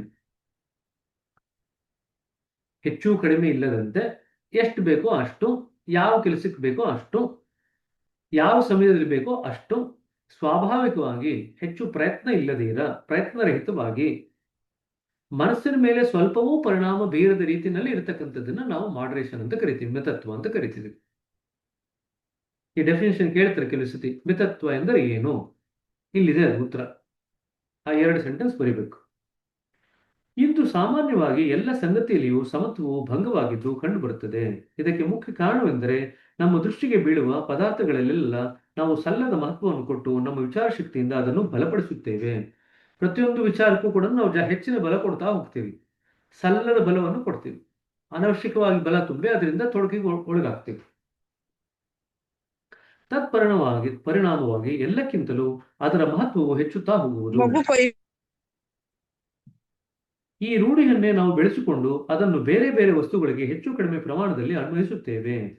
ಫಲಸ್ವರೂಪವಾಗಿ ಅಶಾಂತಿ ಮತ್ತು ಮಾನಸಿಕ ಹೋರಾಟಗಳಲ್ಲದೆ ಬೇರೇನೂ ಉಂಟಾಗುವುದಿಲ್ಲ. ನಾವು ಮಿತತ್ವದಿಂದ ಸಮತ್ವದಿಂದ ಕೂಡಿದ್ರೆ ನಮ್ಗೆ ಅಶಾಂತಿ ಇರಲ್ಲ, ಮನಸ್ಸಿನ ಸ್ತರದಲ್ಲಿ ಹೋರಾಟ ಇರಲ್ಲ. ಈ 2 ಗುಣಗಳು ಇಲ್ಲದೆ ಇದ್ದಾಗ ನಮಗೆ ಅಶಾಂತಿ ಮತ್ತು ಮನಸ್ಸಿನಲ್ಲಿ ಹೋರಾಟ ಬರುತ್ತೆ. ನಮ್ಮ ಎಲ್ಲ ದುಃಖ ತೊಂದರೆಗಳಿಗೂ ಇದೇ ಮೂಲ ಕಾರಣ. ಅಂಡರ್ಲೈನ್ ಮಾಡ್ಕೊಳ್ರಿ. ಯಾವುದು? ಮಿತತ್ವ ಇಲ್ಲದೆ ಇರೋದು, ಸಮತ್ವ ಇಲ್ಲದೆ ಇರೋದು. ಇದು 2 ನಮ್ಮೆಲ್ಲ ದುಃಖಗಳಿಗೆ ಕಾರಣ. ಪೂರ್ಣ ಮಿತತ್ವ ಮತ್ತು ಸಮತ್ವಗಳು ಮತ್ತೆ ಸ್ಥಾಪಿತವಾಗುವವರೆಗೆ ಸಾಕ್ಷಾತ್ಕಾರವು ಶಕ್ತವಾಗುವುದಿಲ್ಲ. ಪೂರ್ಣ ಮಿತತ್ವ ಮತ್ತು ಸಮತ್ವ ಸ್ಥಾಪನೆ ಆದಾಗ ಮಾತ್ರನೇ ನಮಗೆ ಸಾಕ್ಷಾತ್ಕಾರ ಲಭ್ಯ ಆಗುವುದು. ಸೃಷ್ಟಿಯ ಆರಂಭದಲ್ಲಿ ಎಲ್ಲವೂ ಪೂರ್ಣ ಸಮತ್ವದಲ್ಲಿ ಸ್ಥಿತಿಯಲ್ಲಿತ್ತು. ಸತ್ಯವಸ್ತುವಿನ ಆ ಸ್ಥಿತಿಯನ್ನು ಮಿತತ್ವ ಬಹುಮಟ್ಟಿಗೆ ಹೋಲುತ್ತದೆ. ಸೊ ಹಾಗಾದ್ರೆ PCMB ಅಂತ ಹೇಳ್ತೀವಿ ನಾವು. ಸೆಂಟರ್ ಹತ್ರ ಹೋದಾಗ, ಕೇಂದ್ರದ ಹತ್ರ ಹೋದಾಗ ಯಾವ ಸ್ಥಿತಿ ಇದೆ ಅಂತ ಯಾರು ಕೇಳಿದ್ರೆ PCMB ಅಂತ ಹೇಳ್ತೀವಿ. Perfect calmness, perfect moderation, perfect balance. ಹಾಗಾದ್ರೆ ಸೆಂಟರ್ನಲ್ಲಿ ಏನಿದೆ ಅಂತಂದ್ರೆ ಪರಿಪೂರ್ಣವಾದಂತ ಪ್ರಶಾಂತತೆ, ಪರಿಪೂರ್ಣವಾದಂತ ಮಿತತ್ವ, ಪರಿಪೂರ್ಣವಾದಂತ ಸಮತ್ವ. ಈ 3 ಗುಣಗಳು ಕೇಂದ್ರದಲ್ಲಿದೆ. ಸೃಷ್ಟಿ ಶುರು ಆಗ್ಲಿಕ್ಕೆ ಮುಂಚೆ ಎಲ್ಲ ಹೇಗಿತ್ತು? ಎಲ್ಲ ಪರಿಪೂರ್ಣವಾದಂತ ಸಮತ್ವದ ಸ್ಥಿತಿನಲ್ಲಿತ್ತು, ಮಿತತ್ವದ ಸ್ಥಿತಿನಲ್ಲಿತ್ತು, ಪ್ರಶಾಂತ ಸ್ಥಿತಿನಲ್ಲಿತ್ತು. ಸೃಷ್ಟಿ ಶುರು ಆಗ್ಲಿಕ್ಕೆ ಮುಂಚೆ PCMB ಅಂತ ಜ್ಞಾಪಕ ಇಟ್ಕೊಳ್ರಿ. കാരണം ಇಂಗ್ಲಿಷ್ನಲ್ಲಿ ಪರಿಪೂರ್ಣವಾದಂತ ಪ್ರಶಾಂತತೆ, ಪರಿಪೂರ್ಣವಾದಂತ ಮಿತತ್ವ, ಪರಿಪೂರ್ಣವಾದಂತ ಸಮತ್ವ. PCMB ಬ್ರಾಕೆಟ್ ಅಲ್ಲಿ ಜ್ಞಾಪಕ ಇಟ್ಕೊಳ್ರಿ. ಸತ್ಯವಸ್ತುವಿನ ಈ ಸ್ಥಿತಿಯನ್ನು ಮಿತತ್ವ ಬಹುಮಟ್ಟಿಗೆ ಹೋಲುತ್ತದೆ. ಕಾಲ ಕಳೆದಂತೆ ಅವನತಿಯು ಆರಂಭವಾಯಿತು. ನಮ್ಮ ಇಂದ್ರಿಯಗಳು, ಶಕ್ತಿಗಳು ಸಮತೆಯನ್ನು ಕಳೆದುಕೊಂಡು ಎಲ್ಲವೂ ಅವ್ಯವಸ್ಥಿತವಾಯಿತು. ಈಗ ನಾವು ಮಾಡಬೇಕಾದುದೇನೆಂದರೆ ಅವುಗಳನ್ನು ಮತ್ತೆ ಸಮತೆಯನ್ನು ತರಲು ನಮ್ಮ ಇಂದ್ರಿಯ ಶಕ್ತಿಗಳನ್ನು ನಿಗ್ರಹಿಸಬೇಕು. ಸಮತೆಯನ್ನು ಬೆಳೆಸಿಕೊಳ್ಳಲು ನಮ್ಮ ಜೀವನದ ಬಾಹ್ಯ ರೀತಿಗಳ ಕಡೆಗೂ ನಾವು ವಿಶೇಷ ಲಕ್ಷ್ಯವನ್ನು ಕೊಡಬೇಕು. ಸಮತೆ ಅಂತಂದ್ರೆ ಆಂತರಿಕ ಮತ್ತು ಹೊರಗಡೆ 2ರ ದೃಷ್ಟಿನಲ್ಲೂ ಕೂಡ ಸಮತೆ ತಂದ್ಕೋಬೇಕು. ನಾವು ಕೇವಲ ಹೊರಗಡೆ ಇರತಕ್ಕಂಥ ವಸ್ತುಗಳಲ್ಲಿ ಸಮತೆ ತಂದುಕೊಳ್ಳೋದಲ್ಲ, ಆಂತರಿಕ ಮತ್ತು ಬಾಹ್ಯ 2 ಸ್ತರದಲ್ಲಿ ಇರತಕ್ಕಂಥ ವಸ್ತುಗಳ ಕಡೆಗೆ ನಾವು ಸಮತ್ವವನ್ನು ತಂದುಕೋಬೇಕು. ಉದಾಹರಣೆಗಾಗಿ ಮೃದುವಾದ ಮತ್ತು ನಯವಾದ ಭಾಷೆ, ಸಭ್ಯ ವ್ಯವಹಾರ, ಜೊತೆಗಾರರೊಂದಿಗೆ ಪ್ರೇಮ ಸಹಾನುಭೂತಿಗಳು, ಹಿರಿಯರಿಗೆ ಗೌರವ, ಪ್ರತೀಕಾರರಹಿತ ಭಾವನೆ, ಇವೆಲ್ಲ ಅಭ್ಯಾಸಗಳು ನಿಮ್ಮನ್ನು ರೂಪಿಸುವುದರಲ್ಲಿ ಅತ್ಯಂತ ಸಹಾಯಕವಾಗಿವೆ. ಇದನ್ನೇನ್ ಮಾಡ್ಕೊಳ್ರಿ. ಹೊರಗಿನ ಸ್ತರದಲ್ಲಿ ನಾವು ಸಮತ್ವದ ಅಥವಾ ಮಿತತ್ವದ ಕಡೆಗೆ ರೂಪುಗೊಳ್ಳಬೇಕು ಅಂತಂದ್ರೆ ಏನ್ ಮಾಡ್ಬೇಕು? ಇದನ್ನು ಮಾಡ್ಬೇಕು. ಮೃದುವಾದಂತ ಮತ್ತು ನಯವಾದಂತ ಅಥವಾ ನಮ್ರವಾದಂತ ಭಾಷೆ, ಸಭ್ಯ ವ್ಯವಹಾರ, ಜೊತೆಗಾರರೊಂದಿಗೆ ಪ್ರೇಮ, ಸಹಾನುಭೂತಿ, ಹಿರಿಯರಿಗೆ ಗೌರವ, ಪ್ರತೀಕಾರರಹಿತ ಭಾವನೆ. ಇದಿಷ್ಟು ಬೆಳೆಸ್ಕೊಳ್ತು ಅಂತಂದ್ರೆ ನಮಗೆ ಸಮತ್ವ ಮತ್ತು ಮಿತತ್ವದ ಎಡೆಗೆ ನಾವು ಜೊತೆಯಾಗಿ ಬೆಳಿಬಹುದು. ಸಮತೆಯು ನಿರ್ಗುಣದ ಗುಣ ವಿಶೇಷವಾಗಿದೆ. ನಾವು ಪೂರ್ಣ ಸಮತ್ವವನ್ನು ಪಡೆದರೆ ನಿಸರ್ಗದೊಂದಿಗೆ ಸಾರೂಪ್ಯವನ್ನು ಹೊಂದಿದಂತೆಯೇ ಇದೇ ಆಧ್ಯಾತ್ಮಿಕ ಸಾರ ಸರ್ವಸ್ವ. ಸಮತ್ವ ಅಂದ್ರೆ perfect balance. When we get perfect balance we are in tune with nature and beyond. ಆಧ್ಯಾತ್ಮದ ಸಾರ ಸರ್ವಸ್ವ ಅಂತಂದ್ರೆ ಆ ಸಮತ್ವದ ಗುಣ ಏನಿದೆ ನಿಸರ್ಗದಲ್ಲಿ ಅದರನ್ನ ನಾವು ಬೆಳೆಸ್ಕೊಳ್ತಾ ಹೋಗ್ಬೇಕು. ಆ ಸಮತ್ವದ ಗುಣ ನಾವು ಆಂತರಿಕವಾಗಿ ಧ್ಯಾನ ಮಾಡೋದ್ರ ಮುಖಾಂತರ ಬೆಳೆಸ್ಕೊಳ್ತೀವಿ. ಬಾಹ್ಯವಾಗಿ ನಾವು ಇಲ್ಲಿ ಓದಿದ್ವಲ್ಲ ಅದ್ರ ಪ್ರಕಾರ ಬೆಳೆಸ್ಕೊಳ್ತೀವಿ. ಅಂದ್ರೆ ಸಭ್ಯ ವ್ಯವಹಾರ, ಹಿರಿಯರಿಗೆ ಗೌರವ, ಮೃದುವಾದ ನಯವಾದಂಥ ಭಾಷೆ, ಜೊತೆಗಾರರೊಂದಿಗೆ ಪ್ರೇಮ, ಸಹಾನುಭೂತಿ, ಪ್ರತಿಕಾರ ರಹಿತವಾದಂಥ ಸ್ವಭಾವ. ಇದಿಷ್ಟು ಬೆಳೆಸ್ಕೊಂಡಾಗ ನಾವು ಆ ಪೂರ್ಣ ಸತ್ಯವಸ್ತುವಿನ ಸ್ಥಿತಿ ಏನಿದೆ ಆ ಸ್ಥಿತಿಯಲ್ಲಿ ಇರತಕ್ಕಂಥ ಸಮತ್ವವನ್ನು ಬೆಳೆಸ್ಕೊಳ್ಳಿಕ್ಕೆ ನಮಗೆ ಸಾಧ್ಯವಾಗುತ್ತೆ. ಸೊ ಸಮತ್ವವನ್ನು ಬೆಳೆಸ್ಕೊಳ್ಳೋದು ಹೇಗೆ ಅಂತ ಯಾರು ಕೇಳಿದ್ರೆ ಇದಿಷ್ಟು ಬರೀಬೇಕು. ಆಂತರಿಕವಾಗಿ ಧ್ಯಾನದಿಂದ ನಾವು ಧ್ಯಾನದ ಅಭ್ಯಾಸಗಳಿಂದ ನಾವು ಸಮತ್ವವನ್ನು ಬೆಳೆಸ್ಕೊಳ್ತೀವಿ. ಬಾಹ್ಯವಾಗಿ ಈ 5 ಸ್ತರಗಳಿಂದ ಆಚರಣೆಗಳಿಂದ ನಾವು ಸಮತ್ವವನ್ನು ಬೆಳೆಸ್ಕೊಳ್ತೀವಿ. 10 ಮ್ಯಾಕ್ಸಿಮ್ಸ್ ನಮ್ಗೆ ಇದರ ಬಗ್ಗೆನೇ ಹೆಚ್ಚಿನ ಒತ್ತನ್ನು ಕೊಡುತ್ತೆ. ಬಾಹ್ಯವಾಗಿ ನಮ್ಮ ನಡೆನುಡಿಗಳನ್ನ ಹೇಗೆ ನಾವು ಮಾರ್ಪಾಡು ಮಾಡ್ಕೊಳ್ಳೋದು ಅದರ ಬಗ್ಗೆ ಹೆಚ್ಚಿನ ಒತ್ತು ಕೊಡ್ತಕ್ಕಂಥದ್ದು 10 ಮ್ಯಾಕ್ಸಿಮ್ಸ್, 10 ನಿಯಮಗಳು. ಕೊನೆಯದಾಗಿ ಯಶಸ್ಸಿನ ಅತಿ ಮಹತ್ವವಾದ ಮತ್ತು ಅಮೋಘವಾದ ಉಪಾಯವೆಂದರೆ ಪ್ರಾರ್ಥನೆ. ಯಾರಿಗೆ ನಾವು ಪ್ರೇಮ ಭಕ್ತಿಗಳಿಂದ ಶರಣು ಹೋಗುವೆವೋ ಆ ಭಗವಂತನೊಂದಿಗೆ ಪ್ರಾರ್ಥನೆಯು ನಮ್ಮ ಸಂಬಂಧವನ್ನು ಬೆಳೆಸುವುದು. ಈಗ ಪ್ರಾರ್ಥನೆ ಬಗ್ಗೆ ಹೇಳ್ತಿದ್ದಾರೆ. ಅಮೋಘವಾದಂಥ ಉಪಾಯವೆಂದರೆ, ಯಶಸ್ಸಿನ ಅಮೋಘವಾದಂಥ ಉಪಾಯವೆಂದರೆ ಪ್ರಾರ್ಥನೆ. ನಾವು ತುಂಬಾ ಸತಿ ಪ್ರಾರ್ಥನೆನ ನಿರ್ಲಕ್ಷ್ಯ ಮಾಡ್ಬಿಡ್ತೀವಿ. ಪ್ರಾರ್ಥನೆಯನ್ನು ಸರಿಯಾಗಿ ಉಪಯೋಗಿಸ್ಕೊಳ್ಳಲ್ಲ. ಬಹಳಷ್ಟು ಮಂದಿ ಪ್ರಾರ್ಥನೆಯನ್ನು ಸರಿಯಾಗಿ ಉಪಯೋಗಿಸ್ಕೊಳ್ಳಲ್ಲ. ಯಾರಿಗೆ ನಾವು ಪ್ರೇಮ ಭಕ್ತಿಗಳಿಂದ ಶರಣು ಹೋಗುವೆವೋ ಆ ಭಗವಂತನೊಂದಿಗೆ ಪ್ರಾರ್ಥನೆಯು ನಮ್ಮ ಸಂಬಂಧವನ್ನು ಬೆಳೆಸುವುದು. It's the link between the man and God. ಮನುಷ್ಯನಿಗೂ ದೇವರಿಗೂ ಇರತಕ್ಕಂಥ ಕೊಂಡಿ ಅಂತಂದ್ರೆ ಪ್ರಾರ್ಥನೆ. ಪ್ರಾರ್ಥನೆಯಲ್ಲಿ ನಾವು ದೇವರ ಸಮ್ಮುಖದಲ್ಲಿ ದೀನ ಯಾಚಕರಾಗಿ ನಿಂತು ನಮ್ಮ ನಿಜ ಸ್ಥಿತಿಯನ್ನು ಆತನ ಎದುರುಗಿಟ್ಟು ನಮ್ಮನ್ನು ಪೂರ್ಣನಾಗಿ ಆತನ ಇಚ್ಛೆಗೆ ಕೊಂಡು ಬಿಡುವೆವು. ಇದೇ ಪ್ರಾರ್ಥನೆ ನಿಜವಾದಂಥ ಸ್ವರೂಪವಾಗಿದ್ದು ನಿಜವಾದ ಭಕ್ತನಂತೆ ನಾವು ಕೂಡ ಒಡೆಯನ ಇಚ್ಛೆಯಿಂದಲೇ ತೃಪ್ತರಾಗಬೇಕು. ಸೊ ಇಲ್ಲಿ ನೋಡಿ, ಭಗವಂತನ ಮುಂದೆ ನಿಂತು ಹೇಗೆ ಪ್ರಾರ್ಥನೆ ಮಾಡಬೇಕು? ದೀನ ಯಾಚಕನಂತೆ ನಿಂತು ನಮ್ಮ ಯಥಾಸ್ಥಿತಿಯನ್ನು ಅವನ ಎದುರಿಗೆ ಇಟ್ಟು ನಮ್ಮನ್ನು ಪೂರ್ಣವಾಗಿ ಆತನ ಇಚ್ಛೆಗೆ ಒಪ್ಪಿಸಿಕೊಳ್ಳಬೇಕು. ನಿನ್ನ ಇಚ್ಛೆ ಇದ್ದಂತಾಗ್ಲಿ ಅಂತ ನಾವು ಅವನ ಇಚ್ಛೆಗೆ ನಮ್ಮನ್ನು ನಾವು ಒಪ್ಪಿಸಿಕೊಳ್ಬೇಕು. ಇದೇ ಪ್ರಾರ್ಥನೆಯ ನಿಜವಾದ ಸ್ವರೂಪವಾಗಿದ್ದು ನಿಜವಾದ ಭಕ್ತನಂತೆ ನಾವು ಕೂಡ ಒಡೆಯನ ಇಚ್ಛೆಯಿಂದಲೇ ತೃಪ್ತರಾಗಬೇಕು. ತೀರಾ ಅವಶ್ಯಕ ವಸ್ತುಗಳ ಕೊರತೆಯಿಂದ ಮನಃಶಾಂತಿಯ ಭಂಗವಾಗುವಂತ ಅಪವಾದಾತ್ಮಕ ಪ್ರಸಂಗಗಳು ಹೊರತು ಉಳಿದ ಸಮಯದಲ್ಲಿ ಕ್ಷುದ್ಧವಾದ ಪ್ರಾಪಂಚಿಕ ಪ್ರಯೋಜನಗಳಿಗಾಗಿ ದೇವರನ್ನು ಪ್ರಾರ್ಥಿಸುವುದು ತಿಳಿಗೇಡಿತನವಾಗಿದೆ. ಸರ್ವಜ್ಞನು ಸರ್ವಶಕ್ತನೂ ಆದ ಪರಮ ಗುರುವನ್ನೇ ನಾವು ಯಾವಾಗಲೂ ಪ್ರೇಮ ಶರಣಾಗತಿಗಳಲ್ಲಿ ಲೀನವಾದ ಮನಸ್ಸಿನಿಂದ ನಮ್ಮನ್ನು ಸಹ ಮರೆತು ಪ್ರಾರ್ಥಿಸಬೇಕು. ಹೇಗಿರ್ಬೇಕು? ನಮ್ಮನ್ನೇ ನಾವು ಮರೆತು ಪ್ರಾರ್ಥನೆ ಮಾಡುವಂತ ಸ್ಥಿತಿಯಲ್ಲಿ ಇರಬೇಕು. ನಮ್ಮ ಬಗ್ಗೆ ಭಗವಂತನಿಗೆ ಗೊತ್ತಿಲ್ವೇ? ನಮ್ಮ ಎಲ್ಲ ಜನ್ಮಗಳು, ನಮ್ಮ ಇವಾಗಿರ್ತಕ್ಕಂಥ ಕಷ್ಟ ಕಾರ್ಪಣ್ಯಗಳು, ನಮ್ಮ ಇಷ್ಟ ಅನಿಷ್ಟಗಳು ಎಲ್ಲವೂ ಭಗವಂತನಿಗೆ ಗೊತ್ತು. ಅವನಿಗೆ ಗೊತ್ತು ಯಾವಾಗ ಏನು ಕೊಡಬೇಕು ಅಂತ. ನಾವು ಹೋಗಿ ಕೇಳ್ಕೊಡೋದೇನು? ನನಗೆ ಇದು ಕೊಡಪ್ಪ, ನನ್ಗೆ ಅದು ಕೊಡಪ್ಪ ಅಂತ. ಯಾವ ಟೈಮ್ಗೆ ಏನು ಕೊಡ್ಬೇಕು ಅವನೇ ಕೊಡ್ತಾನಲ್ವಾ. ಮಗು ನಿಮ್ಮ ಹತ್ರ ಬಂದು ಪ್ರಾರ್ಥನೆ ಮಾಡ್ಕೊಳ್ತು ನನ್ಗೆ ಅದು ಕೊಡು ಇದು ಕೊಡು ಅಂತ ನೀವು ಕೊಡ್ತೀರಾ? ಅಥವಾ ಮಗುಗೆ ಯಾವ್ಯಾವ ಸಮಯದಲ್ಲಿ ಏನೇನು ಕೊಡ್ಬೇಕು ನೀವೇ ಕೊಡ್ತೀರಾ? ಏನ್ ಮಾಡ್ತೀರಾ? ಮಕ್ಕಳನ್ನ ಎಲ್ಲರೂ ಬೆಳೆಸಿದಿರಲ್ವಾ? ಬೆಳೆಸ್ಬೇಕಾದ್ರೆ, ಮಗುವನ್ನು ಬೆಳೆಸ್ಬೇಕಾದ್ರೆ ಅದಕ್ಕೆ ಏನೇನು ಯಾವ್ಯಾವ ವಯಸ್ಸಿಗೆ ಏನೇನ್ ಬೇಕೋ ಅದನ್ನೆಲ್ಲ ನೀವೇ ಕೊಡುತ್ತೀರಾ ಅಥವಾ ಮಗು ಪ್ರತಿ ಸತಿ ಬಂದು ಕೇಳ್ಕೋಬೇಕಾ ನಿಮ್ಮನ್ನ ಅದು ಕೊಡು ಇದು ಕೊಡು ಅಂತ? ನಾವೇ ಕೊಡ್ತೀವಿ ಅದನ್ನ. ಮನುಷ್ಯರಾಗಿ ಮಕ್ಕಳಿಗೆ ನಾವೇ ಕೊಡ್ತೀವಿ ಅಂತ ನಮ್ಮಲ್ಲಿ ಆತ್ಮವಿಶ್ವಾಸ ಇದೆ ನಮ್ಗೆ. ಆದ್ರೆ ದೇವರಲ್ಲಿ ಆತ್ಮವಿಶ್ವಾಸ ಇಲ್ಲ ನಮ್ಗೆ. ನಾವು ಭಗವಂತನ ಮಕ್ಕಳಾಯ್ತು ಅಂತಂದ್ರೆ ಅವನಿಗೆ ಗೊತ್ತಿಲ್ವಾ ಯಾವ ಟೈಮಲ್ಲಿ ಏನ್ ಕೊಡ್ಬೇಕು ಅಂತ? ನಾವು ಗಲಾಟೆ ಮಾಡ್ತೀವಿ ಅವನ ಹತ್ರ ಹೋಗಿ, ನೀನ್ ಅದ್ ನಂಗೆ ಕೊಟ್ಟಿಲ್ಲ, ನೀನ್ ನಂಗೆ ಇದು ಕೊಟ್ಟಿಲ್ಲ ಅಂತ. ಮಕ್ಕಳು ನೋಡಿದಿರ, ಸಣ್ಣ ವಯಸ್ಸೆಲ್ಲ ಅಷ್ಟೊಂದು ಗಲಾಟೆ ಮಾಡಲ್ಲ. ಒಂದ್ ವಯಸ್ಸಿಗೆ ಬಂದ್ಮೇಲೆ ಶುರು ಮಾಡ್ಕೊಳ್ತೇವೆ, ನೀನ್ ನಂಗೆ ಅದ್ ಕೊಟ್ಟಿಲ್ಲ, ನಂಗೆ ಇದು ಕೊಟ್ಟಿಲ್ಲ ಅಂತ. ಸೊ ಸಣ್ಣ ವಯಸ್ಸಿನಲ್ಲಿ ಮಗು ಯಾರು ಅಷ್ಟೊಂದು ಹಠ ಮಾಡಲ್ಲ. ಏನು ಕೊಟ್ರೆ ಅದರಲ್ಲಿ ತಗೊಂಡು ತೃಪ್ತವಾಗಿರುತ್ತೆ, ಖುಷಿಯಾಗಿರುತ್ತೆ. ಮಗು ಕೊಟ್ಟಿದ್ರಲ್ಲಿ ತೃಪ್ತಿ ಪಡ್ಕೊಂಡಿರುತ್ತೆ. ಅದೇ ಸ್ವಭಾವತಃ ಮನುಷ್ಯನ ಸ್ವಭಾವ. ಹುಟ್ಟಿನಿಂದ ನೈಸರ್ಗಿಕವಾಗಿ ಯಾವ ವಸ್ತುವಿನಲ್ಲಿ ಅಲ್ಪತೃಪ್ತ ಮನುಷ್ಯ ಆಕ್ಚುಲಿ ಅಲ್ಪತೃಪ್ತ. ನಾವು ಏನ್ ಮಾಡಿದ್ವಿ, ಆಸೆಗಳನ್ನು ಮಿತಿಮೀರಿ ಬೆಳೆಸ್ಕೊಂಡು ಆ ತೃಪ್ತಿಯನ್ನು ಕಳ್ಕೊಂಡ್ಬಿಟ್ಟಿದ್ದೀವಿ. ಅಲ್ಪತೃಪ್ತ ಅಂತಂದ್ರೆ ಒಂದಿಷ್ಟು ಸಿಕ್ಕಿದ್ರೆ ಸಾಕು.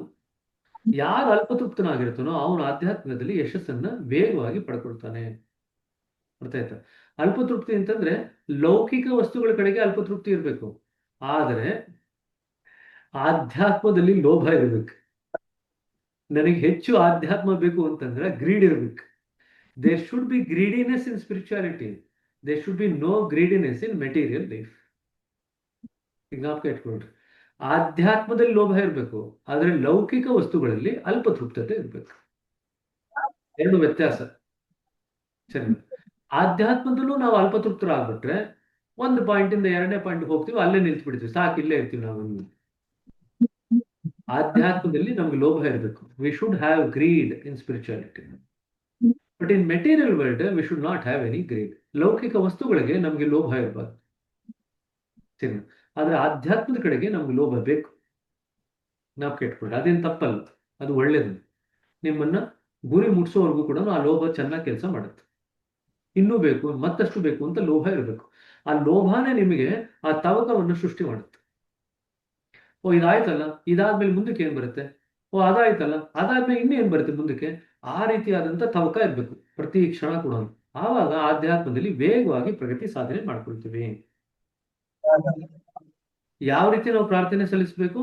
ಮನಸ್ಸನ್ನು, ನಮ್ಮನ್ನ ನಾವು ಮರೆತು ಪ್ರಾರ್ಥನೆ ಸಲ್ಲಿಸಬೇಕು. ಇದೇ ಪ್ರಾರ್ಥನೆ ಮಾಡುವ ಸರಿಯಾದ ವಿಧಾನವಾಗಿದ್ದು ಅಂತಹ ಸ್ಥಿತಿಯಲ್ಲೂ ಅದು ಫಲಕಾರಿಯಾಗದೆ ಇರುವುದು ಅಪರೂಪ. ಯಾವ ರೀತಿಯಲ್ಲಿ ನಾವು ಪ್ರಾರ್ಥನೆ ಮಾಡಿದ್ರೆ ಪ್ರಾರ್ಥನೆ ಫಲಕಾರಿಯಾಗದೆ ಇರುತ್ತೆ, ಇದು ಕೂಡ ಕೆಲಸದಿ ಪ್ರಶ್ನೆ ಬರುತ್ತೆ. ಯಾವ ರೀತಿ ಪ್ರಾರ್ಥನೆ ಸಲ್ಲಿಸಿದ್ರೆ ನಿಮಗೆ ಪ್ರಾರ್ಥನೆ ಫಲಕಾರಿಯಾಗದೆ ಇರೋದಕ್ಕೆ ಸಾಧ್ಯವಿಲ್ಲ, ಇದನ್ನ ವಿವರಣೆ ಕೊಡಿ ಅಂತ ಬರೀತಾರೆ. ಅದು ಈ ಪ್ಯಾರಾಗ್ರಾಫ್ ಅಲ್ಲಿ ಇದೆ, 49ನೇ ಪುಟದಲ್ಲಿದೆ. ಈ ವಿಷಯವನ್ನು ಕುರಿತು ನನ್ನ ಸಹಜ ಮಾರ್ಗದ 10 ನಿಯಮಗಳ ವ್ಯಾಖ್ಯಾನ ಎಂಬ ಪುಸ್ತಕದಲ್ಲಿ ಹೆಚ್ಚು ವಿವರವಾಗಿ ಬರೆದಿದ್ದೇನೆ. ಕೊನೆಗೆ ಗುರಿಯನ್ನು ಸಾಧಿಸಲು ಅನೇಕ ಮಾರ್ಗಗಳು, ಸಾಧನ ಪದ್ಧತಿಗಳು ಇದೆ ಎಂಬುದನ್ನು ನಿಮಗೆ ಮನಗಾಣಿಸ ಬಯಸುತ್ತೇನೆ. ಅವು ಸಾಕ್ಷಾತ್ಕಾರದ ಮಾರ್ಗದಲ್ಲಿ ಸ್ವಲ್ಪ ದೂರ ನಡೆಸಬಹುದು, ಆದರೆ ಎಷ್ಟು ದೂರ ಎಂಬುದನ್ನು ನಾನು ಇಲ್ಲಿ ಚರ್ಚಿಸ ಬಯಸುವುದಿಲ್ಲ. ಅದನ್ನು ಓದುಗ ಸ್ವಾನುಭವ ಮತ್ತು ನಿರ್ಣಯಗಳಿಗಾಗಿ ಬಿಟ್ಟು ಬಿಡುವನು. ಆದರೆ ಇಷ್ಟು ಮಾತ್ರ ಖಂಡಿತವಾಗಿ ಭರವಸೆ ಕೊಡಬಲ್ಲೆ: ರಾಜಯೋಗ ಒಂದೇ ನಿಮ್ಮನ್ನು ಚರಮ ಗುರಿಯತ್ತ, ಅಥವಾ ಯಾವುದನ್ನು ಮುಟ್ಟಿ ನೀವು ನಿಮ್ಮ ಕೇವಲ ಶುದ್ಧ ಸ್ವರೂಪವನ್ನು ಹೊಂದಿ ನಿಸರ್ಗದೊಂದಿಗೆ ಪೂರ್ಣ ಸಮರಸವಾಗಿರುವರೋ ಅಂತ ಮಾನವನ ಅತ್ಯುಚ್ಚ ನೆಲೆಗೆ ಕಡೆಗೆ ಕೊಂಡೊಯ್ಯಬಲ್ಲದು. ರಾಜಯೋಗ ಒಂದೇ ನಿಮ್ಮನ್ನ ಪರಮೋಚ್ಚ ಗುರಿಗೆ ಕರ್ಕೊಂಡು ಹೋಗ್ಲಿಕ್ಕೆ ಸಾಧ್ಯವಿದೆ, ಬೇರೆ ಯಾವುದೂ ಕೂಡ ಸಾಧ್ಯವಿಲ್ಲ. ತುಂಬಾ ಜನ ಭಕ್ತಿ ಯೋಗ ಫಾಲೋ ಮಾಡ್ತೀನಿ, ನಾ ಜ್ಞಾನ ಯೋಗ ಮಾಡ್ತೀನಿ, ನಾ ಕರ್ಮಯೋಗ ಮಾಡ್ತೀನಿ ಅಂತ ಹೇಳ್ತಾರಲ್ಲ, ಈ ಮೂರೂ ಕೂಡ ನಿಮ್ಮನ್ನ ಚರಮ ಗುರಿಗೆ ಕರ್ಕೊಂಡು ಹೋಗ್ಲಿಕ್ಕೆ ಅಶಕ್ಯವಾಗಿದೆ. ನೆನಪು ಇಟ್ಕೊಳ್ರಿ, ಮುಕ್ತಿ ಬೇಕು ಅಂತಂದ್ರೆ ಈ 4 ದಾರಿ ಓಕೆ. ರಾಜಯೋಗನೂ ಓಕೆ, ಭಕ್ತಿ ಯೋಗನೂ ಓಕೆ, ಕರ್ಮಯೋಗನೂ ಓಕೆ, ಜ್ಞಾನ ಯೋಗನೂ ಓಕೆ. 4 ಕೂಡ ಮುಕ್ತಿ ಕೊಡುತ್ತೆ. ಆದರೆ ನಮಗೆ ಕೇಂದ್ರದವರೆಗೂ ಹೋಗ್ಬೇಕು, ಮೂಲದವರೆಗೂ ಹೋಗ್ಬೇಕು, ಅಥವಾ ಸತ್ಯ ವಸ್ತುವಿನ ಕಡೆಯವರೆಗೂ ಹೋಗ್ಬೇಕು, ಅಲ್ಲಿ ಹೋಗಿ ನಾವು ನೆಲೆ ನಿಲ್ಬೇಕು ಅಂತಂದ್ರೆ, ಅದು ನಮ್ಮ ಚರ್ಮ ಗುರಿ ಆಗಿತ್ತು ಅಂತಂದ್ರೆ ರಾಜಯೋಗ ಒಂದೇ ನಿಮ್ಮನ್ನ ಅಲ್ಲಿ ಕರ್ಕೊಂಡು ಹೋಗುದು. ಈ ಮೂರು ಕೂಡ ಅಸಫಲವಾಗುತ್ತೆ, ಅಶಕ್ಯವಾಗುತ್ತೆ. ಇದನ್ನ ಪೆಟ್ಕೊಳ್ರಿ. ಇಂತಹ ಪರಿಣಾಮವನ್ನು ಇದರ ಯಾವ ವಿಧಿವಿಧಾನಗಳು ತರಲಾರವು. ಆದುದರಿಂದ ನೀವು ಅತ್ಯುಚ್ಚ ಸ್ಥಾನವನ್ನು ನಿಮ್ಮ ಗುರಿಯನ್ನಾಗಿ ಇಟ್ಟುಕೊಂಡಲ್ಲಿ ಈ ಶಾಸ್ತ್ರವನ್ನು ಅನುಸರಿಸುವುದು ಅಗತ್ಯವಾಗಿದೆ. ನಿಜವಾಗಿಯೂ ಯೋಗ್ಯನಾದ ಮಾರ್ಗದರ್ಶಿಯ ಸಹಾಯ ಆಶ್ರಯಗಳಂತೂ ಅತ್ಯವಶ್ಯಕ ಹಾಗೂ ಇಂದಿನ ಕಾಲದಲ್ಲಿ ಬಹುಕಠಿಣ ಸಮಸ್ಯೆ ಎನಿಸುವ ಸಂಗತಿಗಳಾಗಿವೆ. ಆದರೆ ನಿಜವಾದ ಮುಮುಕ್ಷು ಅಂತಂದ್ರೆ ಯಾರಿಗೆ ಆ ಗುರಿ ಮುಕ್ತಿಯನ್ನು ಬೇಕು ಅಂತ ಯಾರು ಕಾಯ್ತಾ ಇರ್ತಾರೋ, ಆಧ್ಯಾತ್ಮಿಕವಾಗಿ ಪ್ರಗತಿ ಹೊಂದಬೇಕು ಅಂತ ಕಾಯ್ತಾ ಇರ್ತಾರೋ ಅಂತ ಅವ್ರಿಗೆ ಮುಮುಕ್ಷು ಅಂತ ಹೇಳ್ತೀವಿ. ನಿಜವಾದ ಮುಮುಕ್ಷುವಿಗೆ ಆತನು ದೊರೆಯದೆ ಇರಲಾರನೆಂದು ಭರವಸೆ ನೀನು ನೀಡಬಲ್ಲೆ. ಆತನು ಅಂತಂದ್ರೆ ಗುರು. ನಿಜವಾದಂತ ಮುಮುಕ್ಷುವಿಗೆ ಗುರು ಅವನ ಬಾಗಿಲಿಗೆ ಹುಡ್ಕೊಂಡ್ ಬರ್ತಾನೆ ಅಂತ ಹೇಳ್ತಾರೆ ಬಾಬುಜಿ ಅವರು. ಈಗ ಆ ಸೆಂಟೆನ್ಸ್ ಮುಗಿಸಿದ ಮೇಲೆ ಗುರು ಅನ್ನೋ ಚಾಪ್ಟರ್ ತಗೊಳ್ತಾರೆ. ನೆಕ್ಸ್ಟ್, ಗುರು ಯಾವ ಮುಮುಕ್ಷು ಇರ್ತಾನೆ, ಯಾರಿಗೆ ಆಧ್ಯಾತ್ಮಿಕ ಅಭಿಲಾಷೆ ಇರುತ್ತೆ, ಅವನನ್ನು ಹುಡ್ಕೊಂಡು ಗುರು ಅವನ ಬಾಗಿಲಿಗೆ ಬರ್ತಾನೆ ಅಂತ ಹೇಳ್ತಾ ಇದ್ದಾರೆ. ಇಲ್ಲಿಗೆ ನಿಲ್ಸೋಣ. ಏನಾದ್ರು ಪ್ರಶ್ನೆಗಳಿದ್ರೆ ಕೇಳಿ.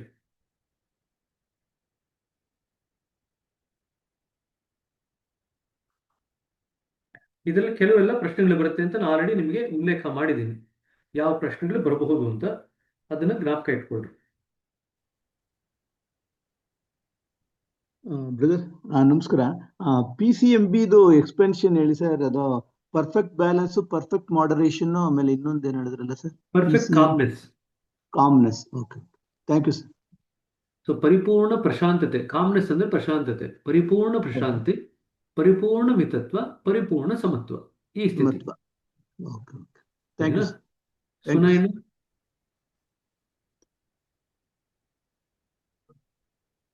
ಸುನಯನ ಸರ್ ನಮಸ್ತೆ ಸರ್.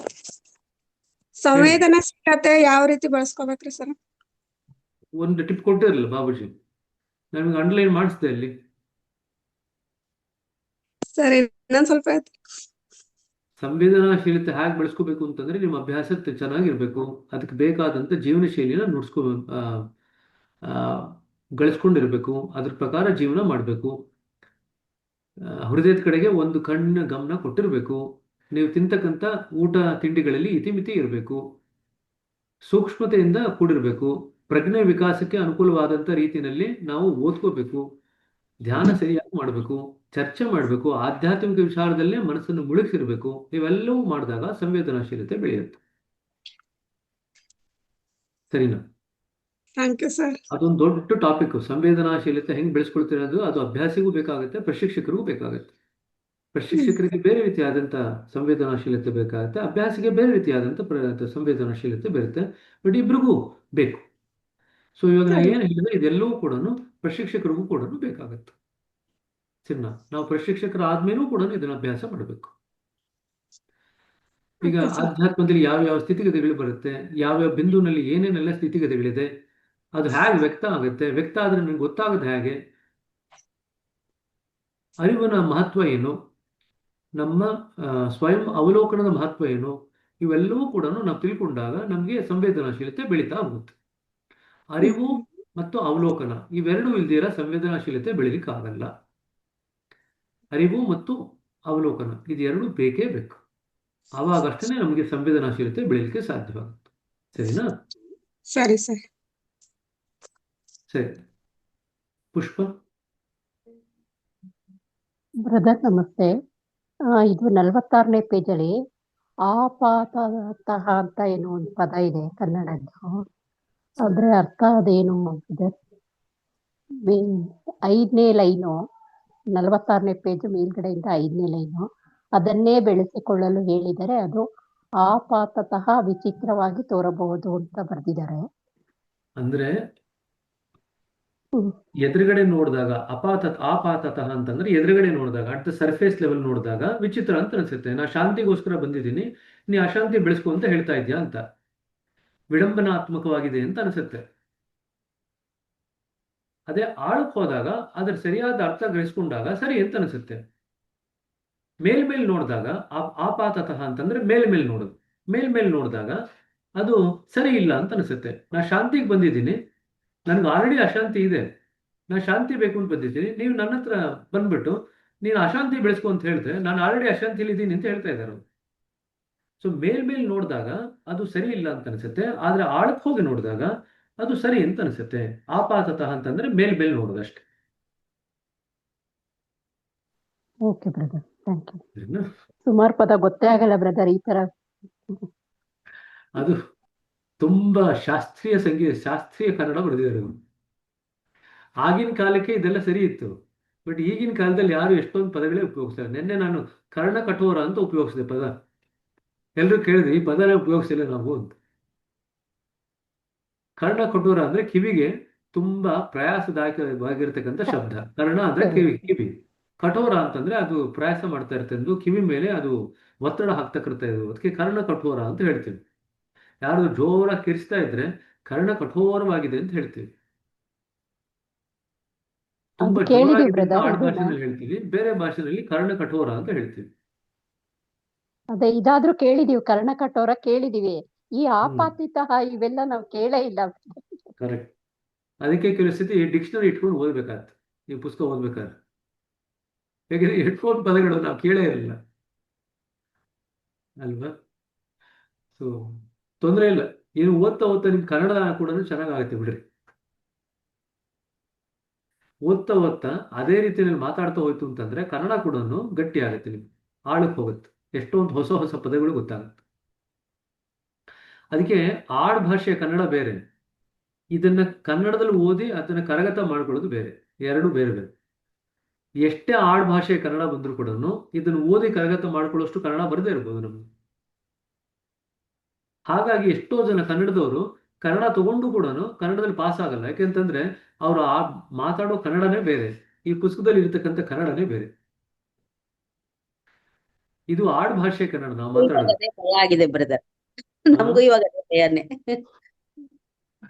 ವರ್ಡ್ಗಳು ಡಿಫ್ರೆನ್ಸ್ ಆಗುತ್ತಲ್ಲ. ಹೌದು. ಈಗ ನೋಡಿ, ಒಂದು ಸೆಂಟೆನ್ಸ್ ಹೇಳ್ತೀರಿ, ವರ್ಡ್ಗಳು ಡಿಫ್ರೆನ್ಸ್ ಆಗುತ್ತೆ ಅಂತ ನೀವು ಕನ್ನಡ ಮಾತಾಡ್ತೀರಿ ಅಂತ ಹೇಳ್ತಾ ಇದ್ದೀರಿ.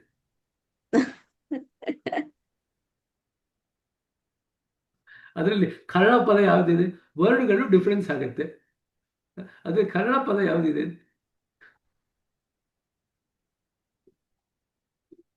ಅಲ್ವಾ? ನೋಡಿ, ಪದಗಳು. ಯಾಕೆ ಬಂದಿದ್ದೀವಿ ಅಂದ್ರೆ ಪದಗಳು ಬ್ರದರ್.